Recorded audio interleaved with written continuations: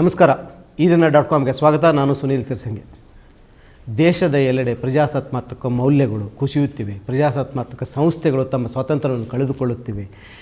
ಬಲಪಂಥೀಯ ಶಕ್ತಿಗಳು ಹೆಚ್ಚಾಗ್ತಾ ಇದ್ದಾವೆ ಅಂತ ಏನು ಎಲ್ಲರೂ ಅಂದುಕೊಳ್ಳುವ ಹೊತ್ತಿನಲ್ಲೇ ಮತ್ತೊಂದು ಚುನಾವಣೆ ಮುಗಿದಿದೆ, ಮತ್ತೊಂದು ಮತ ಎಣಿಕೆ ಮುಗಿದಿದೆ, ಮತ್ತೊಂದು ಫಲಿತಾಂಶ ಹೊರಬಿದ್ದಿದೆ. ಮತ್ತೆ BJP ಮಹಾರಾಷ್ಟ್ರದಲ್ಲಿ ಪಾರುಪತ್ಯ ಸಾಧಿಸಿದೆ. ಅದರ ಅಂಗಪಕ್ಷಗಳೊಂದಿಗೆ ಅದು ಅಧಿಕಾರದ ಗದ್ದುಗೆ ಏರಿಸ್ತಾ ಇದೆ. ಅದರ ಜೊತೆಗೆ ಜಾರ್ಖಂಡ್ದಲ್ಲಿ ಕಾಂಗ್ರೆಸ್ ಮತ್ತು ಜಾರ್ಖಂಡ್ ಮುಕ್ತಿ ಮೋರ್ಚಾ ಅಧಿಕಾರದ ಮತ್ತೆ ಗಳಿಸುವಲ್ಲಿ ಯಶಸ್ವಿಯಾಗಿವೆ. ಕಳೆದ ಬಾರಿನೂ ಅವರೇ ಅಧಿಕಾರದಲ್ಲಿದ್ದರು. ಆ್ಯಂಟಿ ಇನ್ಕಂಬೆನ್ಸಿಯನ್ನು ಹೊಡೆದು ಅವರು ಮತ್ತೆ ಅಧಿಕಾರ ಸಹ ಗಳಿಸುವಲ್ಲಿ ಯಶಸ್ವಿಯಾಗಿದ್ದಾರೆ. ಅದನ್ನು ಹೊರತುಪಡಿಸಿ 2 ಲೋಕಸಭಾ ಉಪಚುನಾವಣೆ ನಡೆದವು. ಒಂದರಲ್ಲಿ ಪ್ರಿಯಾಂಕಾ ಗಾಂಧಿ ಅದರ ದಾಖಲೆ 4 ಲಕ್ಷ ಮತದಿಂದ ವಯನಾಡಲ್ಲಿ ಗೆಲುವನ್ನು ಸಾಧಿಸಿದರೆ, ನಾಂದೇಡದಲ್ಲಿ BJP ಗೆಲುವು ಸಾಧಿಸಿದೆ. 21 ಉಪ ಚುನಾವಣೆಗಳು ನಡೆದು ವಿಧಾನಸಭೆಗಾಗಿ. ಅದರಲ್ಲಿ ಹಲವು ರಾಜ್ಯಗಳಲ್ಲಿ ಉಪಚುನಾವಣೆಗಳು ನಡೆದು ಅದರಲ್ಲಿ 20 ವಿಧಾನಸಭಾ ಕ್ಷೇತ್ರಗಳಲ್ಲಿ BJP ಗೆಲುವು ಸಾಧಿಸಿದರೆ, ಕೇವಲ 7 ಕ್ಷೇತ್ರಗಳಲ್ಲಿ ಕಾಂಗ್ರೆಸ್ ಗೆಲುವು ಸಾಧಿಸಿದೆ. ಅದರಲ್ಲಿ ಕರ್ನಾಟಕದ 3 ಸಹಿತ ಸೇರಿಸಿ 21 ಇತರೆ ಪಕ್ಷಗಳು ಗೆಲುವು ಸಾಧಿಸಿದೆ. ಅಂದರೆ 2 ನ್ಯಾಷನಲ್ ಪಕ್ಷಗಳಿಗಿಂತ ಪ್ರಾದೇಶಿಕ ಪಕ್ಷಗಳು ವಿಧಾನಸಭೆಯಲ್ಲಿ ಹೆಚ್ಚಿನ ಗೆಲುವನ್ನು ಸಾಧಿಸಿದೆ ಅಂತ ಹೇಳೋದು ಇಲ್ಲಿ ಸ್ಪಷ್ಟವಾಗಿ ಕಂಡು ಬರ್ತಾ ಇದೆ. ಇದರ ಜೊತೆಗೆ ಕರ್ನಾಟಕದ ಏನು 3 ಸ್ಥಾನಗಳಿಗೆ ನಡೆದ ಉಪಚುನಾವಣೆ ನಡೆದಿತ್ತು, ಇದು ರಾಜ್ಯದ ರಾಜಕಾರಣದ ಮೇಲೆ ಹೇಗೆ ಪರಿಣಾಮ ಬೀರುತ್ತದೆ,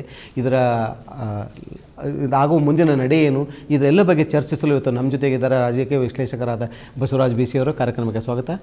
ಅದ್ರ ಜೊತೆಗೆ ಈ ದಿನ .com ನಮ್ಮ ಮುಖ್ಯಸ್ಥರಾದ ವಾಸು ಅವರು ನಮ್ಮ ಜೊತೆಗಿದ್ದಾರೆ. ವಾಸು HV ಕಾರ್ಯಕ್ರಮಕ್ಕೆ ಸ್ವಾಗತ. ಕರ್ನಾಟಕದ ಉಪಚುನಾವಣೆ ಮುಗಿದಿದೆ. ಜಿದ್ದಾಜಿದ್ದಿನ ಹೋರಾಟ ಆಗಿದೆ. ಮಾಜಿ ಮುಖ್ಯಮಂತ್ರಿಗಳು 3 ಮಾಜಿ ಮುಖ್ಯಮಂತ್ರಿಗಳಿಗೆ ಮುಖಭಂಗವಾಗಿದೆ. ಪ್ರಸ್ತುತ ಮುಖ್ಯಮಂತ್ರಿಯಾಗಿರುವ ಸಿದ್ದರಾಮಯ್ಯ ಮತ್ತು DKC ಅವರ ತಂಡಕ್ಕೆ ಗೆಲುವಾಗಿದೆ. 3 ಸ್ಥಾನಗಳಲ್ಲಿ ಕಾಂಗ್ರೆಸ್ ಗೆಲುವನ್ನು ದಾಖಲಿಸಿದೆ. ಇದು ರಾಜ್ಯದ ರಾಜಕಾರಣವನ್ನು ಮುಂದಿನ ಹೆಜ್ಜೆ ಏನಿರ್ಬೋದು ಅಂತ ಅನ್ಸುತ್ತೆ? ಇಲ್ಲ, ಒಂದು ಕಾಂಗ್ರೆಸ್ ಪಕ್ಷ ಅಧಿಕಾರಕ್ಕೆ ಬಂದ ಮೇಲೆ ಅದು ಈ ಹಿಂದಿನ ಪಕ್ಷದ ದುರಾಡಳಿತದ ಒಂದು ವಿರುದ್ಧದ ಅಲೆಯ ಮೇಲೆ ತೇಲಿ ಅದು ಅಧಿಕಾರಕ್ಕೆ ಬಂತು.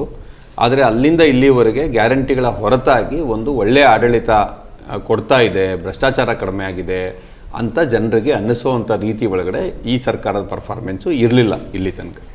ಆದರೆ ಅದ್ರ ಜೊತೆಗೆ ಇಲ್ಲಿಯ ತನಕ ಭಾಳ ಸ್ವಚ್ಛ ಇಮೇಜನ್ನು ಹೊಂದಿದ್ದಂಥ ಸಿದ್ದರಾಮಯ್ಯನವರ ವಿರುದ್ಧ ಭಾಳ ಗಂಭೀರವಾದಂಥ ಆರೋಪಗಳನ್ನು ವಿರೋಧ ಪಕ್ಷಗಳು ಮಾಡಿದ್ವು ಮತ್ತು ಅದ್ರ ಸುತ್ತ ತನಿಖೆ ಇತ್ಯಾದಿಗಳೆಲ್ಲವೂ ಕೂಡ ಶುರುವಾಯಿತು. 2 ಮೇಜರ್ ಹಗರಣಗಳನ್ನು ಆ ರೀತಿಯಲ್ಲಿ ಮುಂದೆ ಮಾಡಲಾಯಿತು. ಮತ್ತು ಕೋಮು ಧ್ರುವೀಕರಣದ ಭಾಗವಾಗಿ ವಕ್ಫ್ ಕುರಿತಾಗಿ ಮತ್ತು ಇಂಥ ಹಲವಾರು ವಿಚಾರಗಳನ್ನು BJP ಮುಂದಕ್ಕೆ ತಂತು ಮತ್ತು ಅದು ಇಡೀ ಮಾಧ್ಯಮ ಯಂತ್ರಾಂಗ ಆ ರೀತಿಯಲ್ಲಿತ್ತು. ಆ ವಿಚಾರ ನೀವು ಗಮನಿಸಿದ್ರೆ ಸಿದ್ದರಾಮಯ್ಯನವರ ಸರ್ಕಾರದ್ದು ಏನಿತ್ತು, ಅವರು ಈಗ ಭಾಳ ಒಂದು ಅವೆಲ್ಲ ನಮಗೇನು ಪರಿಣಾಮನೇ ಬೀರಿಲ್ಲ ಅನ್ನೋ ರೀತಿ ಒಳಗಡೆ ಮುಂದುವರಿಯೋದಕ್ಕೆ ಇದು ಅವಕಾಶ ಕೊಟ್ಟಿದೆ.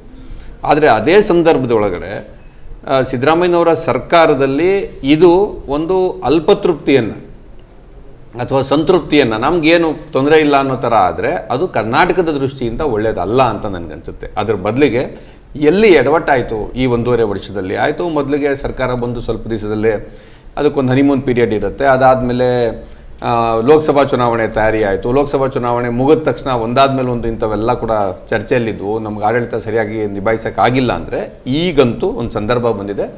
ಅದರಲ್ಲಿ ದುರಾಡಳಿತ ಅನ್ನೋದನ್ನು ದಾಟಿ ಈ ಸರ್ಕಾರ ಗುಡ್ ಗವರ್ನೆನ್ಸ್, ಒಂದು ಒಳ್ಳೆ ಆಡಳಿತ ಕೊಡ್ತಿದೆ ಅಂತ ಜನರಿಗೆ ಅನ್ಸೋಂಗೆ ಮಾಡಬೇಕು.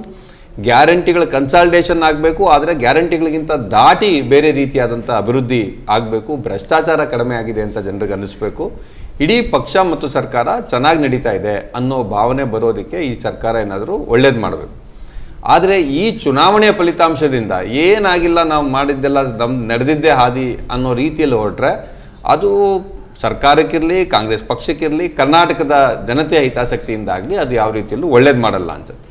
ಅಟ್ ದಿ ಸೇಮ್ ಟೈಮ್ ಇದು BJPಗೆ ಮತ್ತು JDSಗೆ ಏನಾದರೂ ಅವರು ಆತ್ಮಾವಲೋಕನ ಮಾಡ್ಕೊಳ್ಳೋದಕ್ಕೆ ಏನಾದರೂ ದಾರಿ ಮಾಡಿಕೊಡುತ್ತಾ ಅಂತ ಕೂಡ ನಾವು ನೋಡಬೇಕು. ಅಂದರೆ ಕಂಟಿನ್ಯೂಸ್ ಏನೂ ಒಂದು ಪಾಸಿಟಿವ್ ಚರ್ಚೆನೇ ಇಲ್ಲದೆ ಇರೋಂಗೆ ಸತತವಾಗಿ ಆರೋಪ ಪ್ರತ್ಯಾರೋಪ ಇದರೊಳಗಡೆ ಮುಳುಗೋ ಬದಲಿಗೆ ಒಂದು ಕನ್ಸ್ಟ್ರಕ್ಟಿವ್ ಆಗಿರ್ತಕ್ಕಂಥ ಒಂದು ರಚನಾತ್ಮಕವಾದ ವಿರೋಧ ಪಕ್ಷಗಳಾಗಿ ಕೆಲಸ ಮಾಡೋಕ್ಕೆ ಅವ್ರಿಗೂ ಏನಾದ್ರು ಸಾಧ್ಯ ಆಗುತ್ತೆ. ಆದರೆ ಅದು ಒಳ್ಳೆಯದಾಗುತ್ತೆ. ಇಲ್ಲ ನಾವು ಇನ್ನಷ್ಟು ಕಮ್ಯುನಲ್ಲೇ ಮಾಡಬೇಕು ಇದನ್ನು ಅಂತ ಹೊರಟ್ರೆ ಆಗಲೇ ಆ ರೀತಿಯ ಸೂಚನೆಗಳನ್ನು ನಿಖಿಲ್ ಕುಮಾರಸ್ವಾಮಿ ಅವರು ಇವರೆಲ್ಲರೂ ಕೂಡ ಕೊಟ್ಟಿದ್ದಾರೆ. ಇದು ಕೂಡ ಕರ್ನಾಟಕಕ್ಕೂ ದುರಂತ, ಆ ಪಕ್ಷಗಳಿಗೂ ಕೂಡ ದುರಂತ ಅಂತ ನನಗನ್ನಿಸ್ತದೆ. ಪ್ರತಿಯೊಂದು ಕ್ಷೇತ್ರಗಳ ಬಗ್ಗೆ ಪ್ರತ್ಯೇಕವಾಗಿ ಮಾತಾಡೋಣ ವಾಸು. ಅದಕ್ಕೆ ಮೊದಲು ಬಸವರಾಜರ ಪ್ರಥಮ ಪ್ರತಿಕ್ರಿಯೆಯನ್ನು ಪಡ್ಕೊಂಡ್ಬಿಡೋಣ ಅನ್ಸುತ್ತೆ. ಈ ಚುನಾವಣೆ ಫಲಿತಾಂಶ ನಿರೀಕ್ಷೆ ಇತ್ತ 3 ಸ್ಥಾನಗಳಲ್ಲಿ ಕಾಂಗ್ರೆಸ್ ಗೆಲ್ಲುವುದಂತ ಯಾವ ನಿರೀಕ್ಷೆ ಇತ್ತು, ಏನು ಅನಿಸ್ತಾ ಇದೆ ರಿಸಲ್ಟ್? ಈಗ ಮೊದಲಿಂದ ನೋಡ್ತಾ ಇದ್ದಿದ್ದು ಸಂಡೂರು ಕ್ಷೇತ್ರಕ್ಕೆ ಸಂಬಂಧಪಟ್ಟಂಗೆ ಕಾಂಗ್ರೆಸ್ ಗೆಲ್ಲಬಹುದು ಅಂತಿತ್ತು. ಆದರೆ ಮೇಲ್ನೋಟದಲ್ಲಿ ಶಿಗ್ಗಾವಿ ಕ್ಷೇತ್ರಕ್ಕೆ ಬಂದಾಗ ಶಿಗ್ಗಾವಿ ಕ್ಷೇತ್ರದಲ್ಲಿ ಪುನಃ ಬಸವರಾಜ ಬೊಮ್ಮಾಯಿ ಮಗ ಅಂದರೆ ಬಿ ಜೆ ಪಿನೇ ಗೆಲ್ಲಬಹುದು ಅನ್ನೋ ಮಾತುಗಳು ಕೇಳಿಬರ್ತಾ ಇದ್ವು. ಮತ್ತು ಒಂದು ಮೇಲ್ನೋಟದಲ್ಲಿ ಒಂದು ರಾಜಕಾರಣವನ್ನು ನೋಡ್ತಾ ಇದ್ದಂಥ ಹಲವು ಕಾಂಗ್ರೆಸ್ಸಿಗರು ಕೂಡ ಹೇಳ್ತಾ ಇದ್ದಿದ್ದು ಶಿಗ್ಗಾವಿ ಕ್ಷೇತ್ರದಲ್ಲಿ ಪಂಚಮಸಾಲಿ ಸಮುದಾಯದ ಕ್ಯಾಂಡಿಡೇಟಿಗೆ ಕೊಟ್ಬಿಟ್ಟಿದ್ರೆ ಗೆದ್ಬಿಡ್ತಾ ಇತ್ತು ಕಾಂಗ್ರೆಸ್ಸು, ಇಲ್ಲಾಂದರೆ ಈಗ ಚಾನ್ಸೇ ಇಲ್ಲ ಅನ್ನೋ ಥರ ಮಾತಾಡ್ತಾಯಿದ್ರು. ಮತ್ತು ಚನ್ನಪಟ್ಟಣದಲ್ಲಿ ಮಾತ್ರ ಅದು ಮೇಲ್ನೋಟಕ್ಕೆ ಕ್ಲೋಸ್ ಕಂಟೆಸ್ಟ್ ಇದೆ ಅನ್ನೋ ಥರ ಕಾಣಿಸ್ತಾ ಇತ್ತು. ಈ ಒಟ್ಟು ಇಟ್ಕೊಂಡು ನೋಡಿದಾಗ ಸಂಡೂರಲ್ಲಿ ಕಾಂಗ್ರೆಸ್ ಗೆಲ್ಬಹುದು, ಆದರೆ ಕಡಿಮೆ ಮಾರ್ಜಿನಲ್ಲಿ ಗೆಲ್ಬೋದು. ಶಿಗ್ಗಾವಿನಲ್ಲಿ ಬಿ ಜೆ ಪಿ ಗೆಲ್ಬೋದು. ಚನ್ನಪಟ್ಟಣದಲ್ಲಿ ಎರಡೂ ಕಡೆ ಹೋಗ್ಬೋದು, ಆದರೆ ಹೆಚ್ಚಿನ ಚಾನ್ಸ್ ಯೋಗೇಶ್ವರ್ ಕ್ಯಾಂಡಿಡೇಟ್ ಆಗಿರೋದ್ರಿಂದ, not only because of Congress, ಈ ರೀತಿಯ ಒಂದು ಸನ್ನಿವೇಶ ಕಾಣಿಸ್ತಾ ಇತ್ತು. ಸೊ ಇವತ್ತು ಬಟ್ ಕಡೆ ಚುನಾವಣೆ ಇನ್ನು ತುಂಬ ಹತ್ರ ಬಂದ ಹಾಗೆ ಶಿಗ್ಗಾವಿ ಕ್ಷೇತ್ರದಲ್ಲಿ ಕೂಡ ಕಾಂಗ್ರೆಸ್ ಗೆಲ್ಲೋ ಚಾನ್ಸ್ ಇದೆ. ಮತ್ತು ಚನ್ನಪಟ್ಟಣದಲ್ಲಿ ಯೋಗೇಶ್ವರ್ ಗೆಲ್ತಾರೆ ಅಂದರೆ ಕಾಂಗ್ರೆಸ್ ಗೆಲ್ಲುತ್ತೆ, ಬಟ್ ಕಡಿಮೆ ಮಾರ್ಜಿನಲ್ಲಿ ಅನ್ನೋ ಇದು ಬಂದಿತ್ತು. ಅಂದರೆ ಕಡೆಗೆ ಮೂರರಲ್ಲೂ ಕಾಂಗ್ರೆಸ್ ಗೆಲ್ಲಬಹುದು ಅನ್ನೋ ವಾತಾವರಣ ಸ್ವಲ್ಪ ಅಲ್ಲಿಯ ಗ್ರೌಂಡ್ ರಿಪೋರ್ಟ್ಗಳಿಂದ ಬರೋಕ್ಕೆ ಶುರುವಾಗಿತ್ತು. ವಸು, ಈಗ ಒಂದೊಂದೇ ಕ್ಷೇತ್ರಗಳ ಬಗ್ಗೆ ಮಾತಾಡೋಣ ಅಂತ ಅನ್ಸುತ್ತೆ. ಮೊದಲು ಚನ್ನಪಟ್ಟಣ, ಜಿದ್ದಾಜಿದ್ದಿನ ಹೋರಾಟ, ಬೆಂಗಳೂರು ಪಕ್ಕದಲ್ಲಿರೋ ಚನ್ನಪಟ್ಟಣ ಗೌಡ್ರ ಆಳ್ವಿಕೆಯಲ್ಲಿ ಎಷ್ಟು ದಿನ ನಡೀತಾ ಇದೆ ಅಂತ ಅನ್ಸುತ್ತೆ. ಒಂದು ಕಡೆ ಡಿ ಕೆ ಬ್ರದರ್ಸ್ ಅವರ ಪ್ರತಿಷ್ಠೆಯ ಕಣವಾಗಿತ್ತು, ಇನ್ನೊಂದು ಕಡೆ ಕುಮಾರಸ್ವಾಮಿ ಅವರು ಅಷ್ಟೇ ತಮ್ಮ ಪ್ರತಿಷ್ಠೆಯನ್ನು ತೆಗೆದುಕೊಂಡು ತಮ್ಮ ಮಗನನ್ನೇ ಮತ್ತೆ ಕಣಕ್ಕಿಳಿಸಿದರು. ಈಗಾಗಲೇ ಅವರು 2 ಬಾರಿ ಚುನಾವಣೆ ಎದುರಿಸಿ 2 ಬಾರಿ ವಿಫಲತೆಯನ್ನು ಅನುಭವಿಸ್ತಾ ಇದ್ದರು. ಈ ಜಿದ್ದಾಜಿದ್ದಿನ ಹೋರಾಟದ ನಂತರ ನೀವೇ ಹೇಳಿದ್ರೆ ಈಗ ನಿಖಿಲ್ ಈಗಾಗಲೇ ಹಿಂದೂ ಮುಸ್ಲಿಂ ಅನ್ನೋ ರೀತಿಯಲ್ಲಿ ಮಾತನಾಡೋಕ್ಕೆ ಶುರು ಮಾಡಿದ್ರಂತ. ಇದೇ ಕಾರಣಕ್ಕಾಗಿ ಕುಮಾರಸ್ವಾಮಿ ಅವರು ಮೊದಲೇನು ಜಾತ್ಯತೀತ ತಮ್ಮ ಪಕ್ಷದ ಜೊತೆಗೆ ಏನು ಹೆಸರು ಗುರುತಿಸ್ಕೊಂಡಿದ್ದಾರೆ, ನಾವು ಜಾತ್ಯತೀತರಾಗಿರ್ತೇವೆ ಅಂತ, ಅದನ್ನೆಲ್ಲ ಹೊರತುಪಡಿಸಿ ಕೋಮು ಇದ್ರ ವಿರುದ್ಧನೇ ಮಾತನಾಡುವ ಹಲವಾರು ಸಂದರ್ಭಗಳನ್ನ ನೋಡಿದ್ದೇವೆ. ಈಗ ಅದೇ ರೀತಿಯಲ್ಲಿ ಅವ್ರ ಮಗ ಮಾತಾಡ್ತಾ ಇದ್ದಾರೆ. ಆದರೆ ಒಟ್ಟಾರೆ ಈ ಅಂಕಿ ಸಂಖ್ಯೆಗಳು ನೋಡ್ತಾ ಇದ್ದಾರೆ, ಚನ್ನಪಟ್ಟಣ ಅಂಕಿ ಸಂಖ್ಯೆಗಳು ಏನು ಹೇಳ್ತಾ ಇದ್ದಾವೆ, ಈ ಡಿಫ್ರೆನ್ಸ್ ಏನು ಸ್ಪಷ್ಟಪಡಿಸ್ತಾ ಇದ್ದಾರೆ? ನಿಖಿಲ್ ಅವರು ಒಂದು ಆ್ಯಡ್ ಮಾಡಿಬಿಡ್ತೀನಿ ಇದಕ್ಕೆ ಪ್ರಶ್ನೆಗೆ. ನಿಖಿಲ್ ಅವರು ಪ್ರೆಸ್ ಮೀಟ್ ಏನು ಅವ್ರ ಬಿಡದಿಯ ತೋಟದಲ್ಲಿ ಮಾಡಿದ್ದಾರೆ ಚುನಾವಣೆ ಫಲಿತಾಂಶ ಬಂದಮೇಲೆ, ಅಲ್ಲಿ ಒಂದು ಸಮುದಾಯದ ಅಂದರೆ ಮುಸ್ಲಿಂ ಸಮುದಾಯದವ್ರು ಓಟ್ ಹಾಕದೇ ಇದ್ದಿದ್ದರಿಂದ ಸೋತಿದ್ದೀನಿ, ಉಳಿದವರೆಲ್ಲ ಹಾಕ್ಬಿಟ್ಟಿದ್ದಾರೆ ಅನ್ನೋ ಥರ ಮಾತುಗಳನ್ನ ಆಡಿದ್ದಾರೆ. ನೋಡಿ, ಇದರಲ್ಲಿ ನಮ್ಮ ಕಣ್ಣೆದುರುಗಡೆ ಈಗ ಎಲ್ಲ ಬೂತ್ಗಳದ್ದು ಹೊರಗೆ ಬಂದಿದೆ, ಯಾವ್ಯಾವ ಜಿಲ್ಲಾ ಪಂಚಾಯತ್ ಕ್ಷೇತ್ರದಲ್ಲಿ ಏನೇನಿದೆ ಅಂತ. 5 ಜಿಲ್ಲಾ ಪಂಚಾಯತ್ ಕ್ಷೇತ್ರಗಳು ಚನ್ನಪಟ್ಟಣದಲ್ಲಿವೆ. ಬೇವೂರು, ಕೋಡಂಬಳ್ಳಿ, ಮಳೂರು, ಅಕ್ಕೂರು ಮತ್ತು ಹೊಂಗನೂರು. ಇದಲ್ಲದೆ ಚನ್ನಪಟ್ಟಣ ಟೌನ್ ಇದೆ. ಚನ್ನಪಟ್ಟಣ ಟೌನ್ನಲ್ಲಿ ನಾವು ಜನರಲಿ ಈ ಥರದೊಂದು ಡಿಸ್ಕಷನ್ ಮಾಡಬಾರ್ದು, ಹಿಂದೂ ಬೂತ್ಸು ಮುಸ್ಲಿಂ ಬೂತ್ಸ್ ಅಂತ. ಆದರೆ ಪ್ರಧಾನವಾಗಿ ಹಿಂದೂ ಬೂತ್ಸು, ಪ್ರಧಾನವಾಗಿ ಮುಸ್ಲಿಂ ಬೂತ್ಸ್ ಇರುವಂಥ ಡೇಟಾ ನಮ್ಮ ಕಣ್ಣು ಮುಂದೆ ಇದೆ. ಇದರಲ್ಲಿ ನಮಗೆ ಎದ್ದು ಕಾಣೋದೇನೆಂದರೆ ಜೆ ಡಿ ಎಸ್ಗೆ ಲೀಡ್ ಅಂತ ಬಂದಿರೋದು ಬೇವೂರು ಮತ್ತು ಅಕ್ಕೂರು ಜಡ್ ಪಿ ಕ್ಷೇತ್ರದಲ್ಲಿ. ಬೇವೂರಿನಲ್ಲಿ 550 ಮತ್ತು ಅಕ್ಕೂರಿನಲ್ಲಿ 690 ಮತಗಳು. ಅಂದರೆ ನೆಗ್ಲೆಕ್ಟ್ ಅನ್ಬೋದಾದಷ್ಟು ಭಾಳ ಕಡಿಮೆ, 1000ಕ್ಕಿಂತ ಕಡಿಮೆ ಲೀಡು ಅವರಿಗೆ ಎರಡರಲ್ಲೂ ಬಂದಿದೆ. ನೀವಾಗಲೇ ಹೇಳಿದ್ರಿ ಒಕ್ಕಲಿಗ ಸಮುದಾಯ ಹೆಚ್ಚಿರುವಂಥ ಪ್ರದೇಶ ಅಂತ. ಒಕ್ಕಲಿಗ ಸಮುದಾಯ ಹೆಚ್ಚಿದೆ ಅಂತ ಜನರಲಿ ಬೆಂಗಳೂರು ರೂರಲ್ಲು, ಮಂಡ್ಯ, ಹಾಸನ ಅಂತ ಹೇಳ್ತಾರಾದರೂ ಅದು ಹಂಗಿಲ್ಲ. ಈ ಚನ್ನಪಟ್ಟಣ ಮತ್ತು ಚನ್ನಪಟ್ಟಣಕ್ಕೆ ಆತುಕೊಂಡಿರ್ತಕ್ಕಂಥ 2 ವಿಧಾನಸಭಾ ಕ್ಷೇತ್ರಗಳೇನಿದೆ, ಮದ್ದೂರು ಮತ್ತು ನಾಗಮಂಗಲ, ಇಲ್ಲಿ ನಿಮಗೆ ಒಕ್ಕಲಿಗ ಸಮುದಾಯದ ಕಾನ್ಸಂಟ್ರೇಷನ್ ಸಿಕ್ಕಾಬಟ್ಟೆ ಇದೆ. ಇನ್ಫ್ಯಾಕ್ಟ್ ಯಾವುದಾದ್ರೂ ಕ್ಷೇತ್ರದಲ್ಲಿ 50%ಕ್ಕಿಂತ ಹೆಚ್ಚು ಒಕ್ಕಲಿಗ ಸಮುದಾಯ ಇದೆ ಅಂತಾದರೆ ಅದು ಮದ್ದೂರು ವಿಧಾನಸಭಾ ಕ್ಷೇತ್ರದಲ್ಲಿ ಮಾತ್ರನೇ ಇದೆ. ಅದು ಚನ್ನಪಟ್ಟಣದಲ್ಲೂ ಕೂಡ ಬೇವೂರು ಜಡ್ ಪಿ ಕ್ಷೇತ್ರ ಏನಿದೆ, ಇದರಲ್ಲಿ ನಿಮ್ಗೆ ಆಲ್ಮೋಸ್ಟ್ 80-85% ಒಂದೇ ಸಮುದಾಯ, ಅದು ಒಕ್ಕಲಿಗ ಸಮುದಾಯಕ್ಕೆ ಸೇರಿದಂಥವ್ರು ಇದ್ದಾರೆ. ಆದರೆ ಇಲ್ಲಿ ಅಂಥ ಒಂದು ಕ್ಷೇತ್ರದಲ್ಲಿ ಬೇವೂರಿನಲ್ಲಿ 550 ಮಾತ್ರ ಜೆ ಡಿ ಎಸ್ಗೆ ಲೀಡ್ ಬರುತ್ತೆ ಅಂತಂದರೆ ಗಣನೀಯ ಪ್ರಮಾಣದಲ್ಲಿ 40%, 50% ಮಿಕ್ಕಿದ ಎಲ್ಲ ಕಮ್ಯುನಿಟಿ ಕೂಡ ಯೋಗೇಶ್ವರ್ಗೆ ಓಟ್ ಹಾಕಿದ್ದಾರೆ ಅಂತ ಇಟ್ಕೊಳ್ಳಿ. ಬಟ್ ಜೆ ಡಿ ಎಸ್ಗೆ ಬರೀ 550 ಲೀಡ್ ಬರಬೇಕು ಅಂತಂದರೆ ಮಿನಿಮಮ್ 45% ಒಕ್ಕಲಿಗರು ಅವರು ಯೋಗೇಶ್ವರ್ಗೆ ಓಟ್ ಹಾಕಿರಲೇಬೇಕು. ಹಾಗೇನೆ ನಿಮಗೆ ಟೌನ್ನಲ್ಲಿ ನೀವು ಮುಸ್ಲಿಂ ಕಮ್ಯುನಿಟಿ ಬೂತ್ಸಲ್ಲಿ ಅಫ್ಕೋರ್ಸ್ ಜಾಸ್ತಿ ದೊಡ್ಡ ಲೀಡ್ ಬಂದಿದೆ. ಹೌದು, ನೀವು ಬಿ ಜೆ ಪಿ ಜೊತೆ ಹೋಗ್ತೀರಿ. ಯಾವ ಬಿ ಜೆ ಪಿ ಮುಸ್ಲಿಂ ಸಮುದಾಯವನ್ನು 2ನೇ ದರ್ಜೆ ಪ್ರಜೆಗಳನ್ನು ಮಾಡೋದ್ರ ಬಗ್ಗೆ ಆಲ್ಮೋಸ್ಟ್ ಓಪನ್ ಡಿಕ್ಲರೇಷನ್ ಇದೆ ಅವ್ರದ್ದು. ಪ್ರಧಾನಮಂತ್ರಿ ಸ್ಥಾನದಲ್ಲಿರೋರು ಗುಸ್ಪೇಟಿಯಾ ಅಂತ ಮಾತಾಡ್ತಾರೆ, ನುಸುಳುಕೋರರು ಅಂತ ಮಾತಾಡ್ತಾರೆ. ಇದು ಭಾಳ ಕೆಟ್ಟದಾಗಿ ನಡೆಸ್ಕೊಳ್ತಿದ್ದಾಗ ಬಿ ಜೆ ಪಿಗೆ ಹೆಂಗೂ ಮತ್ತು ಬಿ ಜೆ ಪಿ ಜೊತೆಲಿರೋ ಪಾರ್ಟಿಗೆ ಹೆಂಗೂ ಓಟ್ ಹಾಕೋದಿಲ್ಲ. ಅದಲ್ಲದೆ ನೀವೇ ಹೇಳ್ತೀರ ಸ್ವತಃ ನಮಗೆ ಬೇಕೇ ಇಲ್ಲ ಅಂತ. ಕಳೆದ ಸರಿ ನೀವು ಅದೇ ಕಮ್ಯುನಿಟಿ ಓಟಿಂದ ಗೆದ್ದಿದ್ದೀರಿ, ಈ ಸರಿ ನೀವು ನಮ್ಗೆ ಓಟ್ ಬೇಡ ಅಂತ ಹೇಳಿದಾಗ ಆ ಕಮ್ಯುನಿಟಿ ಹೆಂಗೂ ಓಟ್ ಹಾಕಲ್ಲ. 14,500 ಮುಸ್ಲಿಂ ಬೂತ್ಸ್ನಲ್ಲಿ ಕಾಂಗ್ರೆಸ್ಗೆ ಯೋಗೇಶ್ವರ್ಗೆ ಲೀಡ್ ಬಂದಿದೆ. ಆದರೆ ಟೌನ್ನಲ್ಲಿರ್ತಕ್ಕಂಥ ಹಿಂದೂ ಕಮ್ಯುನಿಟಿ ಹೆಚ್ಚಿರ್ತಕ್ಕಂಥ ಬೂತ್ಸ್ ಏನಿದೆ ಅದರಲ್ಲೂ ಕೂಡ 5,500 ಕಾಂಗ್ರೆಸ್ಗೆ ಲೀಡ್ ಬಂದಿದೆ. ಇದನ್ನು ದಾಟಿ ನಿಮಗೆ ಕೋಡಂಬಳ್ಳಿಯಲ್ಲಿ, ಮಳೂರಲ್ಲಿ, ಹೊಂಗನೂರಲ್ಲಿ ಕ್ರಮವಾಗಿ 2200, 1100 ಮತ್ತು 3200 ವೋಟ್ಗಳದ್ದು ಲೀಡ್ ಬಂದಿದೆ ಕಾಂಗ್ರೆಸ್ಗೆ ಅಂದರೆ ಇದು ಒಂದು ಕಮ್ಯುನಿಟಿ ಅಂತ ನಿಖಿಲ್ ಥರದ ಒಂದು ವ್ಯಕ್ತಿ ಯಾರು ಇನ್ನೂ ಮುಂದಕ್ಕೆ ಚುನಾವಣಾ ರಾಜಕಾರಣ ಮಾಡಬೇಕು ಅಂತಿದ್ದಾರೆ ಅವ್ರು ಇದನ್ನು ಮಾತನಾಡೋದೇನಿದೆ ಇದು ಭಾಳ ದುರದೃಷ್ಟಕರ ಮತ್ತು ದುರಂತ ಅಂತ ನನಗೆ ಅನಿಸುತ್ತೆ. ಸೊ ಇದು ಭಾಳ ಸ್ಪಷ್ಟವಾಗಿ ಚನ್ನಪಟ್ಟಣ ವಿಧಾನಸಭಾ ಕ್ಷೇತ್ರದಲ್ಲಿ ಎಲ್ಲ ಸಮುದಾಯಗಳ ಜನ ಕೂಡ ಅಲ್ಲಿ ಸಿ ಪಿ ಯೋಗೇಶ್ವರ್ಗೆ ಮತ್ತು ಕಾಂಗ್ರೆಸ್ ಪಾರ್ಟಿಗೆ ಒಂದಲ್ಲ ಒಂದು ಪ್ರಮಾಣದಲ್ಲಿ ವೋಟ್ ಹಾಕೇ ಇದ್ದಾರೆ.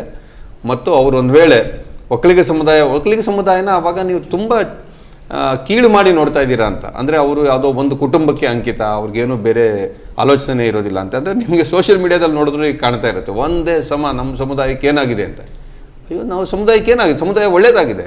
ಸಿ ಪಿ ಯೋಗೇಶ್ವರ್ ಯಾವ ಕಮ್ಯುನಿಟಿಗೆ ಸೇರಿದವರು, ಅಥವಾ ಸಿ ಪಿ ಯೋಗೇಶ್ವರ್ ಈಗ ಏನು ನಮ್ಮ ನಾಯಕರು ಅಂತ ಹೇಳ್ತೀರಾ ಡಿ ಕೆ ಶಿವಕುಮಾರ್ ಅವರು, ಡಿ ಕೆ ಸುರೇಶ್ ಅವ್ರು ಯಾವ ಸಮುದಾಯಕ್ಕೆ ಸೇರಿದವರು. ಸೊ ಈ ರೀತಿಯಲ್ಲಿ ಇನ್ಫ್ಯಾಕ್ಟ್ ಮುಸ್ಲಿಮರು ಕೂಡ ಒಂದಷ್ಟು ಜನ ಕುಮಾರಸ್ವಾಮಿಗೂ ಓಟ್ ಹಾಕಿರ್ತಾರೆ, ಭರತ್ ಬೊಮ್ಮಾಯಿಗೂ ಓಟ್ ಹಾಕಿರ್ತಾರೆ. ಇದು ವಾಸ್ತವ. ಯಾವುದೇ ಸಮುದಾಯ ಆ ರೀತಿಯಲ್ಲಿ 100% ಧ್ರುವೀಕರಣ ಆಗಲ್ಲ. ಇದು ಹಂಗಿಲ್ಲ ಅನ್ನೋದು ಇವತ್ತು ಡೇಟಾದಲ್ಲಿ ಭಾಳ ಸ್ಪಷ್ಟವಾಗಿ ಪ್ರೂವ್ ಆಗಿದೆ. ಚನ್ನಪಟ್ಟಣದಲ್ಲಿ ಎಲ್ಲ ಸಮುದಾಯಗಳ ಜನ ಕೂಡ ಯೋಗೇಶ್ವರ್ಗೆ ಓಟ್ ಹಾಕಿದ್ರು. ಇಲ್ಲಿ ಇನ್ನೊಂದು ಸ್ಪಷ್ಟವಾಗಿ ಕಾಣಿಸ್ತಾ ಇದೆ ವಾಸು, ಎಲ್ಲೆಲ್ಲಿ JDS ಲೀಡ್ ತೊಗೊಂಡಿದೆ ಅದು ಕೇವಲ 500 ಮತ್ತು 600 ಓಟ್ಗಳು. ಎಲ್ಲಿ ಯೋಗೇಶ್ವರ್ ಅವರು ಲೀಡ್ ತೊಗೊಂಡಿರೋ ಅದು 3000, 5000, 14000 ಅಂದರೆ ಅಂತರ ಹೆಚ್ಚಿಗೆ ಆಗ್ತಾಯಿದೆ. ಒಟ್ಟಾರೆ ಎಲ್ಲರೂ ಒಂದು ಚುನಾವಣಾ ಏನು ಎಕ್ಸ್ಪರ್ಟ್ಸ್ಗಳು ಅಂತ ಹೇಳ್ತಾ ಇದ್ರು, ಜಿದ್ದಿನ ಹೋರಾಟವಾಗುತ್ತೆ, 88% ವೋಟಿಂಗ್ ಆಗಿರೋದ್ರಿಂದ ತುಂಬ ಅಂತರದಿಂದ ಗೆಲುವು ಸಾಧ್ಯ ಇಲ್ಲ ಅಂತ ಹೇಳ್ತಾ ಇದ್ರು. ಬಟ್ ಗೆಲುವಿನ ಅಂತರ ನೋಡ್ತಾ ಇದ್ದರೆ 25,000 ವೋಟ್ಗಳಿಂದ ಗೆದ್ದಿದ್ದಾರೆ. ಅಂದರೆ HD ಕುಮಾರಸ್ವಾಮಿ ಅವರು ಏನು ಯೋಗೇಶ್ವರ್ ಅವ್ರನ್ನ ಸೋಲಿಸಿದ್ರು ಅದಕ್ಕೆ ಹೆಚ್ಚಿನ ಅಂತರದಿಂದ ಯೋಗೇಶ್ವರ್ ಅವರು ಕುಮಾರಸ್ವಾಮಿ ಅವ್ರ ಮಗನ ಸೋಲಿಸಿದ್ದಾರೆ.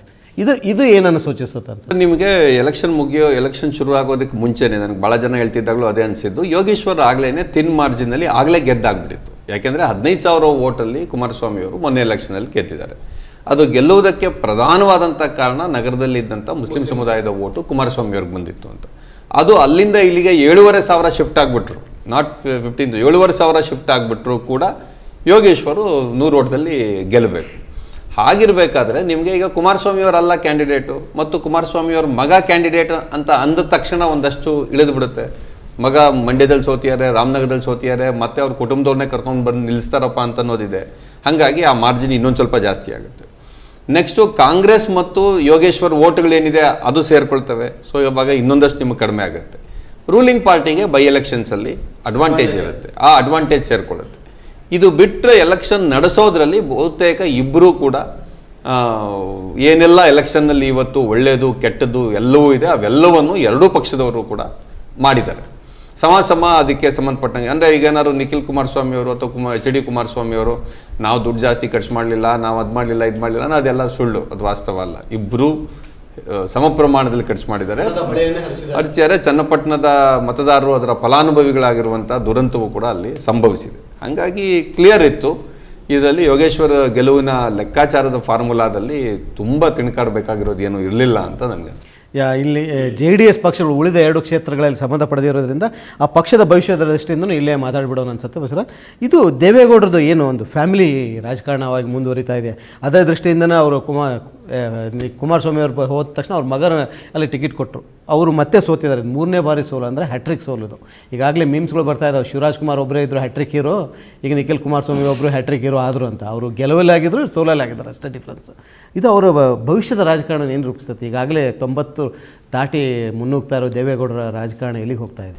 ಇಲ್ಲಿ ಮೊದಲನೇ ಒಂದು ಅಬ್ಸರ್ವ್ ಮಾಡಬೇಕಾಗಿರೋದು, ಇಲ್ಲಿ ಅಂಕಿಅಂಶಗಳು ಸ್ಪಷ್ಟವಾಗಿ ತೋರಿಸ್ತಾ ಇರ್ತಕ್ಕಂಥದ್ದು ಎಲ್ಲ ಸಮುದಾಯದವರು JDSಗಿಂತ ಕಾಂಗ್ರೆಸ್ಗೆ ಹೆಚ್ಚಿನ ಸಪೋರ್ಟ್ ಮಾಡಿದ್ದಾರೆ ಅಂತ. ಹಾಗಾಗಿ ಏನು ಪುನಃ ಫಲಿತಾಂಶ ಬಂದ ತಕ್ಷಣ ಮುಸ್ಲಿಂ ಮತದಾರರು ಮಾತ್ರ ನಮ್ಗೆ ಓಟ್ ಹಾಕಲಿಲ್ಲ ಅದಕ್ಕೆ ಸೋತ್ವಿ ಅನ್ನೋ ಥರ ಏನು ನಿಖಿಲ್ ಮಾತಾಡ್ತಾ ಇದ್ದಾರೋ ಅದು ಅವರ ಮುಂದಿನ ಚುನಾವಣಾ ಭವಿಷ್ಯದ ದೃಷ್ಟಿಯಿಂದ ಕೂಡ ಒಳ್ಳೆಯದಲ್ಲ. ಮತ್ತು ಜವಾಬ್ದಾರಿಯುತ ರಾಜಕಾರಣಿಯಾಗಿ ಕೂಡ ಆ ಥರ ಮಾತಾಡೋದು ಒಳ್ಳೆಯದಲ್ಲ. ಒಂದು ಪಾಯಿಂಟು. ಎರಡನೇ ಪಾಯಿಂಟು, ಈ ಚುನಾವಣೆ ಫಲಿತಾಂಶ ನೋಡಿದಾಗ ಎಲ್ಲರೂ ಹೇಳ್ತಿದ್ದು ತುಂಬ ಕ್ಲೋಸ್ ಫೈಟ್ ಇದೆ ಮತ್ತು ಹಾಗಾಗಿ ತಿನ್ ಮಾರ್ಜಿನ್ ಇರುತ್ತೆ ಯೋಗೇಶ್ವರ್ ಗೆದ್ದರು ಅಂತ. ಆದರೆ 25,000 ಓಟಲ್ಲಿ ಗೆದ್ದಿರೋದು ಏನು ತೋರಿಸ್ತಿದೆ ಅಂತಂದರೆ ಇನ್ನೊಂದು ಮುಖ್ಯವಾದ ಅಂಶವನ್ನು, ಮತದಾರರು ಈಗ ಚನ್ನಪಟ್ಟಣ ಕ್ಷೇತ್ರದ 44% ಒಕ್ಕಲಿಗರಿದ್ದಾರೆ. ಒಕ್ಕಲಿಗರು ಮುಖ್ಯವಾಗಿ ಈ ಹೆಚ್ಚಾಗಿ ಕಾಂಗ್ರೆಸ್ಗೆ ಹಾಕಿದ್ದಾರೆ ಅಂತೇಳಿ ಕಾಣಿಸ್ತಿದೆ.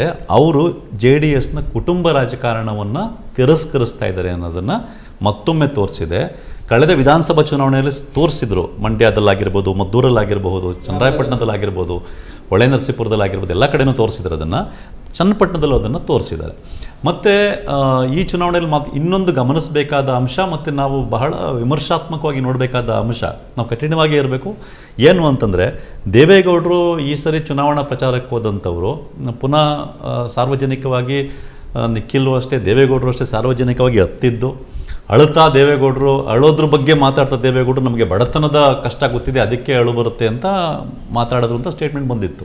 ಆದರೆ ದೇವೇಗೌಡರ ಕುಟುಂಬದಲ್ಲಿ ಚುನಾವಣೆಗೆ ಯಾರು ನಿಂತ್ಕೊಳ್ತಾ ಇದ್ದಾರೆ, ಕುಮಾರಸ್ವಾಮಿ ಆಗಿರ್ಬೋದು, ಅನಿತಾ ಕುಮಾರಸ್ವಾಮಿ, ನಿಖಿಲ್ ಕುಮಾರಸ್ವಾಮಿ, ಪ್ರಜ್ವಲ್ ರೇವಣ್ಣ, ಇವರ ಘೋಷಿತ ಒಟ್ಟು ಆಸ್ತಿ 833 ಕೋಟಿ.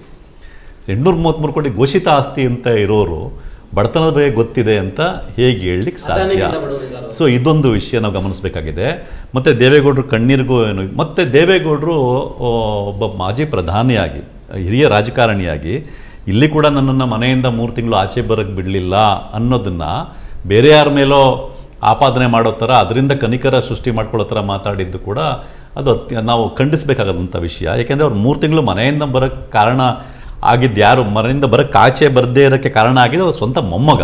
ಅವನು ಮಾಡಿದಂಥ ಮರ್ಯಾದಾಹೀನ ಕೆಲಸ ಏನಿತ್ತು ಅದರಿಂದ ಅವ್ರು ಈಚೆ ಬರೋಕ್ಕಾಗಲಿಲ್ಲ, ಈಗಲೂ ಬರಬಾರ್ದಾಗ. ಆದರೆ ದೇವೇಗೌಡರು ಆ ರೀತಿ ಮಾತಾಡ್ತಾ ತಾವು ಆ ವಿಷಯಕ್ಕೆ ಸಂಬಂಧಪಟ್ಟಂಗೆ ಒಂದು ದೊಡ್ಡ ತಪ್ಪು ಮಾಡಿದ್ದಾರೆ ದೇವೇಗೌಡರು ಮನೆಯಿಂದ ಬರದೆ ಈಚೆ ಕೂತಿರಬಾರ್ದಾಗಿತ್ತು. ದೇವೇಗೌಡರು ಆ್ಯಕ್ಚುಲಿ ಆ ವಿಷಯ ಗೊತ್ತಾದ ತಕ್ಷಣ ಈಚೆ ಬಂದ್ಬಿಟ್ಟು ಈ ತಪ್ಪನ್ನು ಆತ ಮಾಡಿದರೆ, ಈ ತಪ್ಪು ನಿನ್ಗೆ ಯಾರೇ ಮಾಡಿದ್ರು ಶಿಕ್ಷೆ ಆಗಲೇಬೇಕು, ಈ ತಪ್ಪನ್ನು ಆತ ಮಾಡಿದ್ರೆ ಸರಿಯಾದ ತನಿಖೆಗೆ ಶಿಕ್ಷೆ ಆಗಲಿ ಅಂತ ಹೇಳಬೇಕಾಗಿದ್ದು ದೇವೇಗೌಡರು ಅಂತ ಹಿರಿಯ ರಾಜಕಾರಣಿಯ ಕರ್ತವ್ಯ ಆಗಿತ್ತು.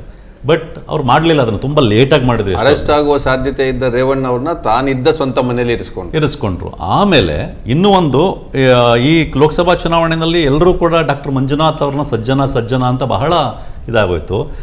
ಲೋಕಸಭಾ ಚುನಾವಣೆ ಮುಗಿದ 2 ದಿನಕ್ಕೇನೋ ಮಂಜುನಾಥ್ ಅವ್ರನ್ನ ಪತ್ರಕರ್ತರು ಮಾತಾಡಿಸಿದಾಗ ಬೇರೆ ವಿಷಯ ಎಲ್ಲ ಮಾತಾಡಿ ಪ್ರಜ್ವಲ್ ರೇವಣ್ಣನ ವಿಷಯ ಕೇಳಿದಾಗ ಮಂಜುನಾಥ್ ಅವ್ರು ಏನು ಹೇಳಿದ್ರು, ನೋ ಕಾಮೆಂಟ್ಸ್ ಅಂತ ಹೇಳಿದ್ರು. ಆದರೆ ಮಂಜುನಾಥ್ ಅವರು ರಾಜಕಾರಣಕ್ಕೆ ಎಂಟರ್ ಆಗಿದ್ದಾರೆ, ಸಾರ್ವಜನಿಕ ಜೀವನದಲ್ಲಿದ್ದಾರೆ. ಅವರು ಕೂಡ ಜವಾಬ್ದಾರಿತ ರಾಜಕಾರಣಿಯಾಗಿ ಹೇಳಬೇಕಾಗಿದ್ದೇನು, ತಪ್ಪು ಮಾಡಿದರೆ ಇದು ಅತ್ಯಂತ ಅಕ್ಷಮ್ಯ ಅಪರಾಧ, ಇದು ಈ ಥರ ಆಗಿದ್ದರೆ ಶಿಕ್ಷೆ ಆಗಲಿ ಅಂತ ಹೇಳಬೇಕಾಗಿತ್ತು. ನೋ ಕಾಮೆಂಟ್ಸ್ ಹೇಳಿದ್ದು ಖಂಡಿತ ಸರಿಯಲ್ಲ ಮಂಜುನಾಥ್ರವರು.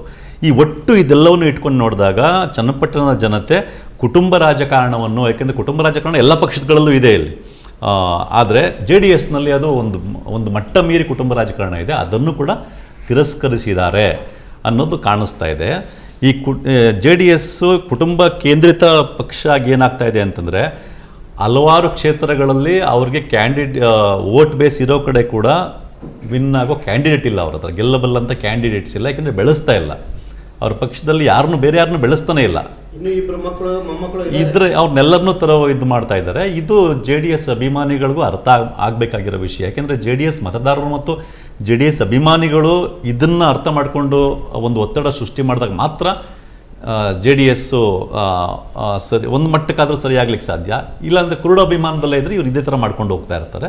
ಇದಕ್ಕೆ ಚನ್ನಪಟ್ಟಣ ಮತದಾರರು ಇದಕ್ಕೂ ಕೂಡ ಉತ್ತರ ಕೊಟ್ಟಿದ್ದಾರೆ ಅನಿಸುತ್ತೆ. ಕುಟುಂಬ ರಾಜಕಾರಣದ ವಿರುದ್ಧನೂ ಸ್ಪಷ್ಟವಾಗಿ ಉತ್ತರ ಕೊಟ್ಟಿದ್ದಾರೆ ಅಂತ ಅನಿಸುತ್ತೆ. ಒಟ್ಟಾರೆ ರಾಜ್ಯದ ಈ 3 ಫಲಿತಾಂಶಗಳ ಬಗ್ಗೆ ಮಾತಾಡೋಣ, ಬಟ್ ಶಾರ್ಟಾಗಿ ಸೊಂಡೂರಲ್ಲಿ ಏನಾದರೂ ಸ್ಪೆಷಲ್, ಕಾಂಗ್ರೆಸ್ಸಿದೆ ಸ್ಥಾನವಾಯಿತು, ಎಲ್ಲ ಚುನಾವಣೆಯಲ್ಲೂ ಕಾಂಗ್ರೆಸ್ಸೇ ಗೆಲುವು ದಾಖಲಿಸಿಕೊಂಡು ಬಂದಿದೆ. ತುಕಾರಾಮ್ ಅವರು 4 ಬಾರಿ ಆ ಕ್ಷೇತ್ರವನ್ನು ಪ್ರತಿನಿಧಿಸಿದ್ರು, ಈಗ ಅವ್ರ ಪತ್ನಿ ಗೆದ್ದಿದ್ದಾರೆ. ಬಟ್ ಗೆಲುವಿನ ಅಂತರ ಕಡಿಮೆ ಆಗ್ತದೆ. ಅಂದರೆ ಎಲ್ಲೋ ಒಂದು ಕಡೆ ರೈತರಿಗೆ, ಅಲ್ಲಿ ಜನಕ್ಕೆ ಆ ಕುಟುಂಬದ ಮೇಲೆ ಒಂದು ಸಹಜವಾದ ಪ್ರೀತಿ ಮೊದಲಿನಷ್ಟು ಉಳಿದಿಲ್ಲ. ಆದರೂ ಅವರೇ ಬೆಟರ್ ಅನ್ನೋ ಒಂದು ತೀರ್ಮಾನಕ್ಕೆ ಬಂದು ಅವ್ರನ್ನ ಗೆಲ್ಲಿಸಿದಾರೆ ಅಂತ ಕಂಡು ಬರ್ತಾ ಇದೆ. ಅದನ್ನು ಹೊರತುಪಡಿಸಿದ್ರೆ ಏನಾದರೂ ಸ್ಪೆಷಲ್ ಡಾಟಾಗಳು ಏನು ಕಂಡು ಬರ್ತಾ ಇದೆಯಾ ವಾಸು ಅವರೇ? ನೀವು ನೋಡಿ, ಬಸವರಾಜು ಆಗಲೇ ಹೇಳಿದ್ರು, ಮತ್ತು ಇಡೀ ರಾಜ್ಯದಲ್ಲಿ ನಡೀತಾ ಇದ್ದಿದ್ದು ಒಂದು ಕಾಂಗ್ರೆಸ್ಸು, ಒಂದು BJP, ಒಂದು JDS ಅಥವಾ ಫೈಟ್ ಇದೆ ಅಂತ ಹೇಳಿದಾಗ ಸಂಡೂರ್ ವಿನ್ ಅಂತ ಇರ್ತಾ ಇತ್ತು. ಈಗ ಈ 3 ಅಲ್ಲೇ ಅತ್ಯಂತ ಕಡಿಮೆ ಅಂತರ 9644. ಶಿಗ್ಗಾವಲ್ ಗೆಲ್ಲಕ್ಕೆ ಸಾಧ್ಯವೇ ಇಲ್ಲ ಅಂದ್ಕೊಂಡಿದ್ದ ಕಡೆ 13448, ಥಿನ್ ಮಾರ್ಜಿನ್ ಅಂದ್ಕೊಂಡಿದ್ದ ಕಡೆ 25413. ಇಲ್ಲಿ ಕೂಡ ಡೆಫಿನೆಟ್ಲಿ ಕುಟುಂಬ ರಾಜಕಾರಣದ ಪ್ರಶ್ನೆ ಏನಿದೆ ಅದು ಚನ್ನಪಟ್ಟಣ ಮತ್ತು ಶಿಗ್ಗಾವಲ್ ಮಾತ್ರ ಇರಲಿಲ್ಲ, ಅದು ಸಂಡೂರಿನಲ್ಲೂ ಕೂಡ ಇತ್ತು. ಇಲ್ಲ ಅವ್ರು ಬಿಟ್ಟರೆ ಮತ್ತೆ ಯಾರು ಅನ್ನೋದು ಒಂದಿತ್ತು. ಎರಡನೇದು ತುಕಾರಾಮ್ ಅವರು ಈಗಾಗಲೇ 2008ರಿಂದ ನಿರಂತರವಾಗಿ MLA ಆಗ್ತಾ ಬಂದಿದ್ದಾರೆ. ಮಿನಿಸ್ಟರ್ ಆಗಬೇಕಿತ್ತು, ಅವ್ರು ಮಿನಿಸ್ಟರ್ ಆಗದೆ ನಾಗೇಂದ್ರ ಅವ್ರಿಗೆ ಬಿಟ್ಕೊಟ್ರು. ಮತ್ತು ರಾಜ್ಯದಲ್ಲಿ ಒಬ್ಬ MLA ಕೂಡ MP ಕಂಟೆಸ್ಟ್ ಮಾಡೋಕ್ಕೆ ರೆಡಿ ಇಲ್ಲದೆ ಇದ್ದಾಗ ಕಾಂಗ್ರೆಸ್ನಲ್ಲಿ ಅವರು MP ಕಂಟೆಸ್ಟ್ ಮಾಡೋದಕ್ಕೆ ಹೋದರು. ಹಾಗಾಗಿ ಅದನ್ನು ಕಾಂಪನ್ಸೇಟ್ ಮಾಡಬೇಕು ಅನ್ನೋ ರೀತಿಯಲ್ಲಿ ಅವ್ರ ಫ್ಯಾಮಿಲಿಗೆ ಕೊಟ್ಟಿದ್ದು. ಈ 2 ಕಾರಣಗಳು ಇಟ್ಕೊಂಡು ಏನು ಕೊಡಲಾಯಿತು ಕಾಂಗ್ರೆಸ್ಸಲ್ಲಿ, ಅವರು ಕೂಡ ಇದನ್ನು ಆ ಕಾರಣದಿಂದಾಗಿ ಪುನರಾವಲೋಕನ ಮಾಡ್ಕೋಬೇಕಿದೆ, ಯಾಕೆ ಹಿಂಗಾಯಿತು ಅಂತ. ಹಾಗೇನಿಲ್ಲ ಜನಾರ್ದನ್ ರೆಡ್ಡಿ ಬಂದರು, ಹಂಗಾಗಿ ಅವರು ಫೈಟ್ ಮಾಡಿದ್ರು, ಅದಕ್ಕೋಸ್ಕರ ಆಯಿತು. ಅಷ್ಟು ಮಾತ್ರ ಅಲ್ಲ, ಮತ್ತು ಒಂದು ಆ್ಯಂಟಿ ಇನ್ಕಂಬೆನ್ಸಿ ಅನ್ನೋದು ಒಂದು ರೂಪುಗೊಳ್ತಾ ಇರುತ್ತೆ. ಆ್ಯಂಟಿ ಇನ್ಕಂಬೆನ್ಸಿ ಯಾಕೆ ರೂಪುಗೊಳ್ಳುತ್ತೆ, ಅದನ್ನ ಹೆಂಗೆ ಸರಿ ಮಾಡ್ಕೋಬೇಕು ಅನ್ನೋದು ಪ್ರತಿ ರಾಜಕಾರಣಿಗೆ, ಪ್ರತಿ ಪಕ್ಷಕ್ಕೂ ಕೂಡ ಒಂದು, ಯಾಕಂದರೆ ಈಗ anti incumbency is a static phenomena in this country. ಅದನ್ನು BJP ಎದುರಿಸುತ್ತೆ, ಕಾಂಗ್ರೆಸ್ ಯಾಕೆ ಎದುರಿಸೋದಿಲ್ಲ? ಇದನ್ನು ಕಾಂಗ್ರೆಸ್ಸು ಆತ್ಮಾವಲೋಕನ ಮಾಡ್ಕೊಳ್ಳದೇ ಇದ್ದರೆ, ಇಲ್ಲಿ ಗೆದ್ದಿರೋದ್ರಲ್ಲಿ ಒಂದಿದೆ, ಸುಖಾರಾಮ್ ಮತ್ತು ಅವರ ಫ್ಯಾಮಿಲಿಗಿಂತ ಭಿನ್ನವಾಗಿ ಒಂದು ದೊಡ್ಡ ಪ್ರಮಾಣದಲ್ಲಿ ಲೀಡರ್ ಆಗಿ ಬೆಳೆದಿರೋರು ಇನ್ನೂ ಕೂಡ BJP ಪಕ್ಷದಲ್ಲಿ ಇಲ್ಲ.